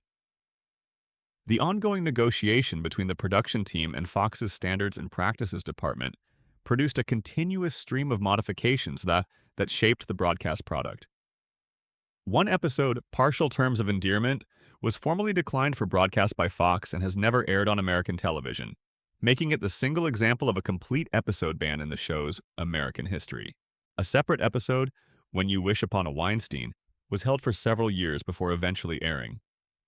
Turban Cowboy was pulled from digital distribution and broadcast in the aftermath of the Boston Marathon bombing and remained restricted for extended periods. Multiple individual scenes were removed from episodes in the post-September 11th environment, most notably the Osama bin Laden sequence from Road to Rhode Island, which was removed from reruns, most DVD releases, and digital platforms for years before being selectively restored. Internationally, the show has been formally banned from broadcast in Venezuela due to the marijuana legalization episode, in Iran due to the treatment of gay characters, In Russia due to being deemed too immoral in a broad sense, in Egypt due to religious concerns, and in various forms across South Korea, India, Malaysia, Indonesia, the Philippines, Vietnam, Taiwan, and South Africa. The show has been restricted or edited in various parts of the Middle East and has faced particular scrutiny in countries where broadcast regulation includes significant religious dimensions. The Parents Television Council designated the show the worst TV show of the week on more than 40 separate occasions and filed formal indecency complaints with the Federal Communications Commission targeting multiple specific episodes. The FCC denied or took no action on all of those complaints. The Catholic League issued formal complaints and open letters to Disney and Fox executives regarding multiple episodes over the course of the show's run, receiving no formal response. Various other religious and advocacy organizations filed their own complaints and objections over specific content in specific episodes with minimal regulatory effect. In the United Kingdom, the show aired including the banned American episode Partial Terms of Endearment, which BBC Three broadcast in 2010. The British broadcast received generally positive reviews and generated no significant Ofcom complaints. This represents one of the clearest examples of the same content being treated as acceptable in one regulatory environment and too dangerous to broadcast in another. The show has also been subject to ongoing informal modification through the streaming era, with platforms like Hulu making specific decisions about episode availability and episode content that represent a new form of content management distinct from, but related to the longer history of formal censorship. Add it all up, and what you have is 25 years of continuous resistance from governments, regulatory bodies, advocacy organizations, religious groups, and commercial entities, combined with 25 years of the show continuing to exist, continuing to air, and continuing to be watched by millions of people. The bans and the protests and the complaints and the modifications have shaped the show at the edges, removed specific content from specific contexts, and kept one complete episode off American television. But they have not stopped the show. They have not fundamentally altered what the show is or what it does. They have not resolved the underlying questions about what is and is not appropriate for comedy to engage with, questions that the show has been asking in its own way since the very first episode aired in 1999. Section 20. The Final Reflection. A story without a clean ending. It is late now, or early, depending on how you count time. The light is whatever light it is wherever you are. The sounds outside are whatever sounds they are. And we are coming to the end of this long journey through the strange and specific and sometimes very dark history of a cartoon that made governments nervous, watchdog organizations furious, religious organizations indignant, and approximately 22 million people on a January night in 1999 curious enough to keep watching past the end of a Super Bowl. The story of Family Guy's bans does not have a clean ending, because the story of Family Guy itself does not have a clean ending. The show is still on the air. It is producing new episodes. It has been renewed through its 30th anniversary. The controversies are still happening, less dramatic than they were in the show's peak years, but not absent, because a show that is still willing to be offensive is still going to offend people, and people who are offended are still going to say so. What the story does have, instead of a clean ending, is a kind of clarity about the nature of the conflict that has run through it from the beginning. Family Guy has always been a show that believed that it had the right to make comedy out of anything, any subject, any topic, any target, up to and including the things that people hold most sacred. That belief is, in the American context, legally protected. The First Amendment is a real thing. The FCC's consistent refusal to act against the show is a real thing. The government cannot prevent this show from existing or being broadcast, and it has not tried to. But legally protected and morally uncomplicated are two different things, and they always have been. The bans outside America, in Venezuela and Iran and Egypt and Russia, and the dozens of other countries where the show was restricted, represent genuine alternative judgments about where the line between free expression and harmful content should be drawn. You can disagree with those judgments, and in many cases the values behind them are ones that genuinely deserve pushback. But the fact that different cultures draw those lines differently is not just an inconvenient obstacle to global distribution. It is a real reflection of genuine human disagreement about what matters and how much. The Parents' Television Council, for all that McFarlane compared them to Hitler, were not entirely wrong that there are people who are hurt by specific kinds of content. They drew the lines in the wrong places and used the wrong tools to try to enforce them. And the institutional form they chose for their objection was one that ultimately ran into the constitutional wall of free speech and exhausted itself against it. But the underlying concern that some content causes real harm to real people is not a concern that disappears when the PTC files for bankruptcy. It is a concern that lives in the people who watched specific episodes and felt specific hurt. And those people are real regardless of whether their complaints ever resulted in regulatory action.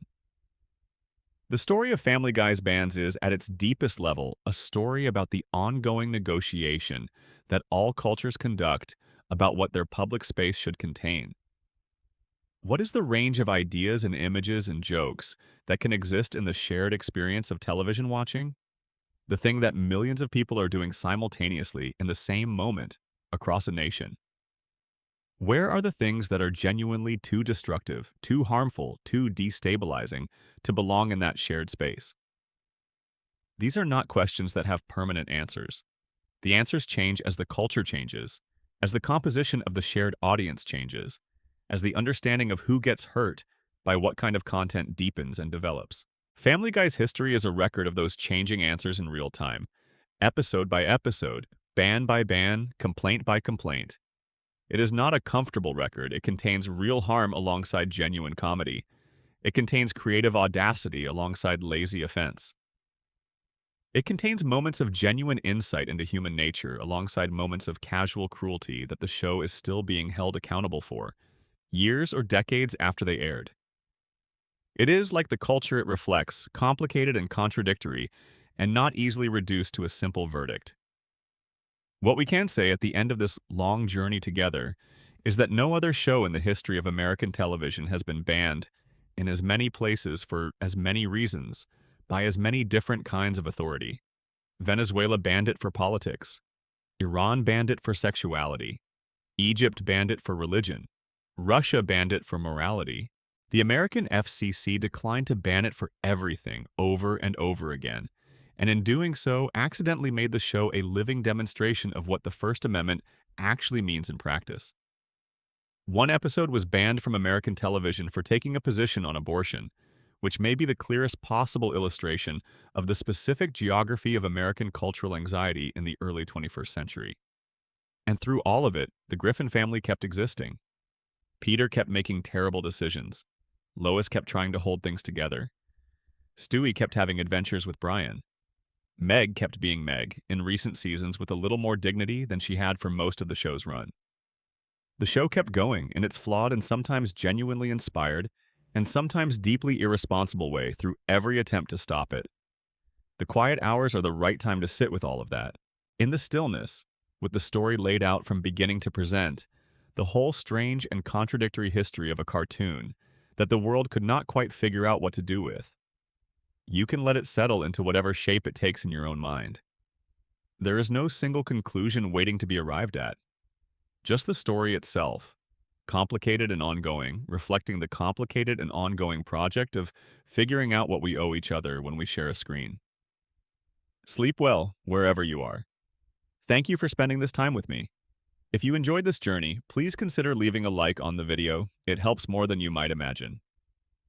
Subscribe to Uncle Guy Lore if you haven't already, so you don't miss the next time we go somewhere quiet and strange together. And drop a comment below. Tell me what part of this history surprised you most. Was it the Venezuela ban? The Boston Marathon situation? The one episode that still cannot air on American television? I read every one of those comments, and they make these videos worth making. Until next time, rest easy. Supplemental section. The specifics of every major broadcast edit. A detailed accounting. Because this is a channel that respects the details, and because the full picture of Family Guy's censorship history is not visible without going into the granular specifics of what was changed, added, removed, or modified across the show's long broadcast run. Let us take one more pass through the record with maximum specificity. The pilot episode, Death Has a Shadow, which aired January 31st, 1999, was modified before broadcast to remove a scene where Peter drinks communion wine. This scene was restored on later DVD releases.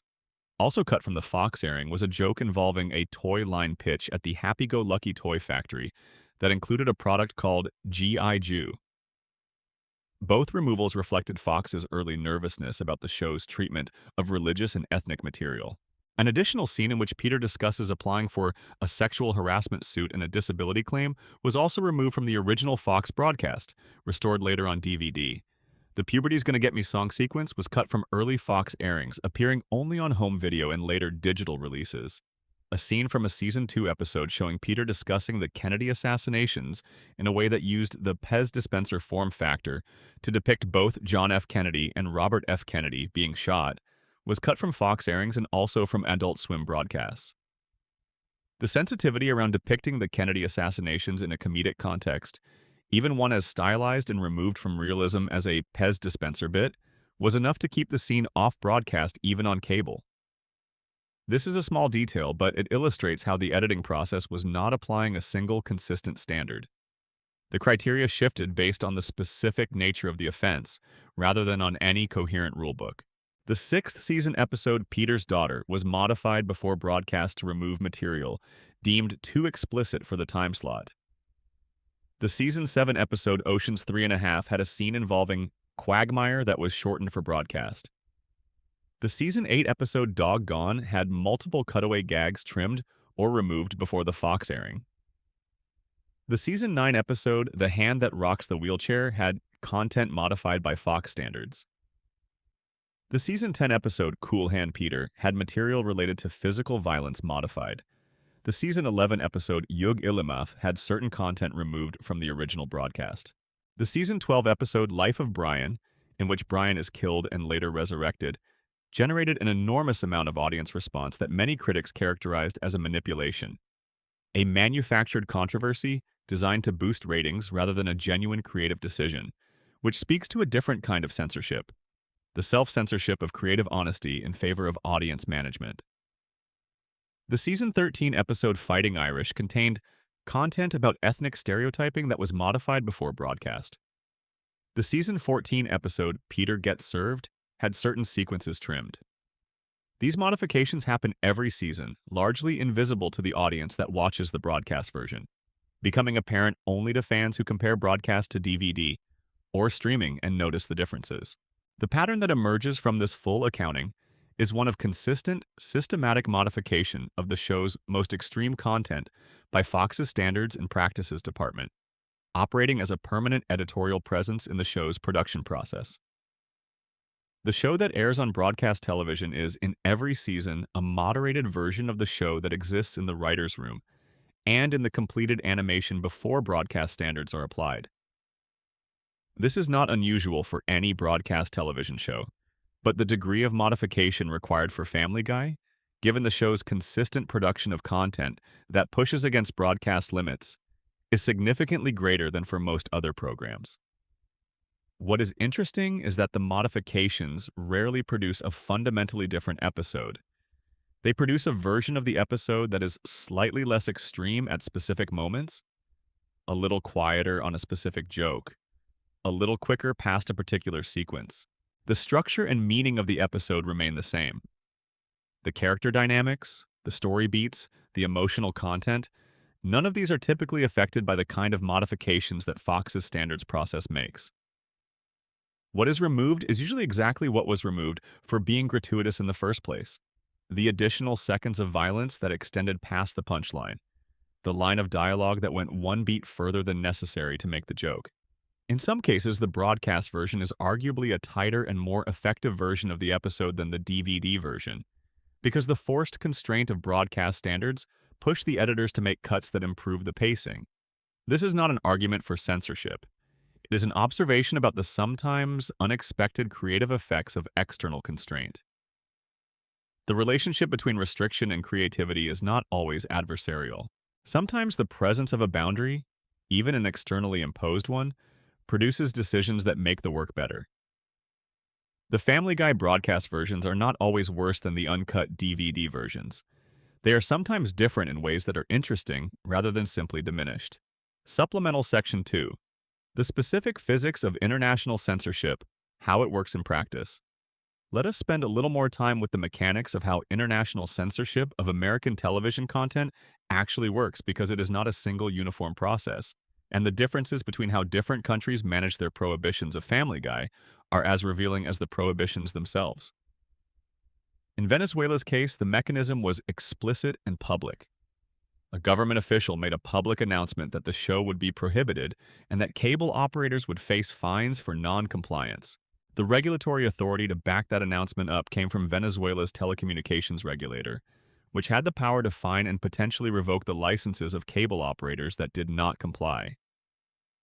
This is a relatively direct form of content censorship, where the government both announces the prohibition and provides the enforcement mechanism in the same action. In Russia, the situation was different. Russian media regulation operates through a complex system involving Roskomnadzor, the Federal Service for Supervision of Communications, Information Technology, and Mass Media, which monitors content for compliance with Russian media law. The restrictions on Family Guy in Russia emerge from the application of existing legal frameworks, including laws protecting children from harmful information and laws protecting what the Russian government categorizes as traditional values, to the specific content of the show.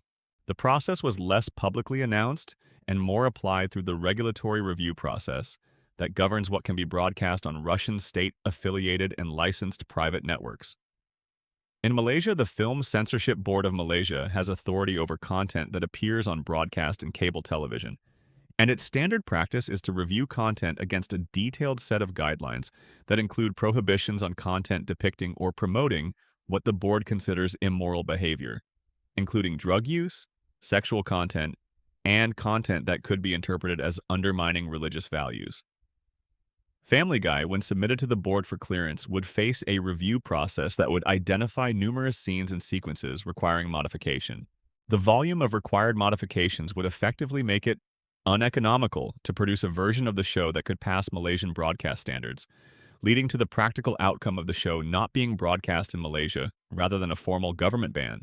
In Egypt, the content review process is influenced by multiple institutions including state broadcasters, commercial broadcasters, and religious authorities, including Al-Azhar, one of the most significant centers of Islamic scholarship in the world, which has advisory influence over content that touches on religious matters. The combination of state media regulation and religious advisory input creates an environment in which content considered disrespectful to Islam or incompatible with Islamic values faces significant barriers to broadcast, without necessarily requiring a single explicit government decree of the kind that Venezuela issued. These different mechanisms matter because they produce different kinds of prohibitions with different practical effects. A Venezuelan-style explicit government decree is clear and definitive, but is also subject to challenge and to change with changes in government. A Malaysian-style practical impossibility of compliance is less dramatic, but often more durable, because it does not depend on the continuation of any particular political regime or the maintenance of any particular official position. It is simply embedded in the regulatory review process as a structural feature. The implications for a show like Family Guy, which wants to maximize its international distribution, are significant.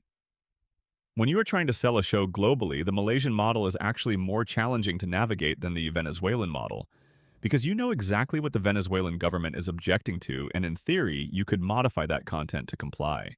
You cannot practically modify Family Guy enough to satisfy Malaysian broadcast standards without producing a completely different show, because the things that Malaysian regulators object to are not specific scenes or specific episodes, but the entire content approach of the show.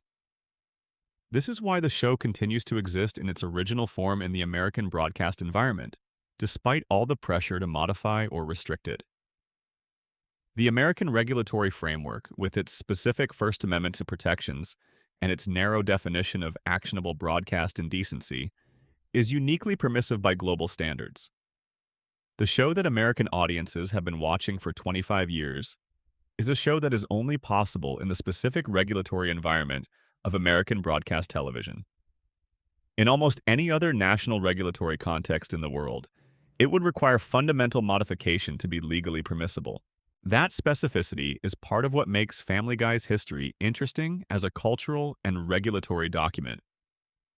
The show is not just an animated comedy about a dysfunctional family. It is a product and a document of the specific legal and cultural freedoms of the American broadcast environment, and the map of where it can and cannot air is a precise rendering of which parts of the world share enough of those freedoms to accommodate the show and which parts do not. Supplemental Section 3. The question of what was actually learned. After 25 years of bans, complaints, modifications, and controversies, the final question is perhaps the simplest one. What, if anything, did any of the parties involved actually learn from the experience? Did Family Guy's producers learn anything? The evidence suggests they learned, at minimum, that the American regulatory system would not effectively ban them, which gave them considerable latitude to continue operating as they had been. They also learned, more gradually and through internal pressure rather than external regulation, that some of their content was genuinely harmful in ways that went beyond being merely offensive. The moderation of the Meg storylines, the greater care in handling disability, the evolving treatment of certain kinds of content across the later seasons. These are real changes that represent real learning, even if they came late and even if the show remains considerably more extreme than most would be comfortable defending in full. Did the Parents Television Council learn anything? Their eventual bankruptcy in 2025 suggests that the organization did not successfully adapt to the changing media environment. The strategy of filing FCC broadcast indecency complaints, which had been moderately effective in the early 2000s in terms of generating media attention and occasionally producing fines in other contexts, became progressively less effective as the cultural audience for Family Guy moved from broadcast to streaming, which was outside the FCC's jurisdiction. The lesson the PTC should have learned, that broadcast-era regulatory strategies were not going to work in the streaming era, was either not absorbed or was absorbed too late to change the organization's trajectory. Did the governments that banned Family Guy internationally learn anything? Venezuela's ban issued under Hugo Chávez's government in 2009 reflected a political moment that has now substantially changed. Chávez died in 2013, and his successor, Nicolas Maduro, has faced far more significant political and economic crises than the question of whether Family Guy should be on Venezuelan cable television. Whether the ban technically remains in force is unclear, but its political context has changed enormously. The Iranian ban remains as relevant as ever in the context of the current Iranian government's values and policies. The Russian ban has grown more rather than less intense, as Russia's regulatory environment for foreign media has become dramatically more restrictive. The Southeast Asian bans remain generally in place. Did the cultural conversation around Family Guy learn anything? This is perhaps the most interesting question, and the answer is genuinely yes, though the learning was messy and nonlinear.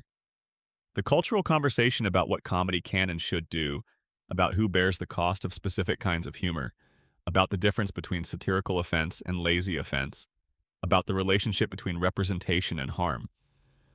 All of these conversations were influenced, in small but real ways, by the specific controversies that Family Guy generated. The Meg storyline debate contributed to broader conversations about the treatment of women and girls in entertainment.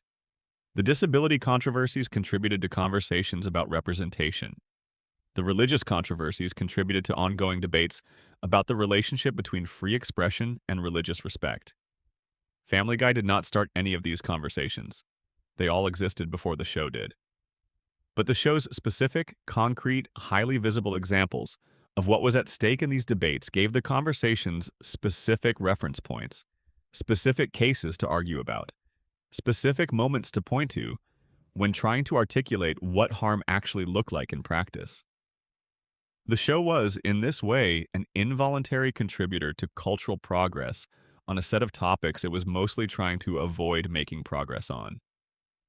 That is, perhaps, the strangest and most fitting legacy of a show that has been banned in so many different places for so many different reasons. It did not intend to be instructive. It did not intend to advance any progressive agenda, despite what the Venezuelan government thought about the marijuana episode and the subliminal American messaging it contained. It intended to be funny. It intended to be irreverent. It intended to be the show that got away with things no other show was willing to do. And in pursuing those intentions relentlessly across 25 years and more than 400 episodes, it accidentally created one of the most complete records of how contemporary American culture and the world around it thinks about the boundaries of acceptable expression. That is worth something. Even if the show does not know quite what it is worth, and even if the record was created without any particular intention of being useful, to future observers trying to understand the era, it is there. It will continue to be there. And the story it tells about what we were willing to laugh at and what we were willing to ban and why will remain available to anyone who cares to look. Sleep well. Thank you for being here. Subscribe to Uncle Guy Lore for more. Leave your time and place in the comments, and take good care of yourselves tonight, wherever in this complicated world you happen to be watching from.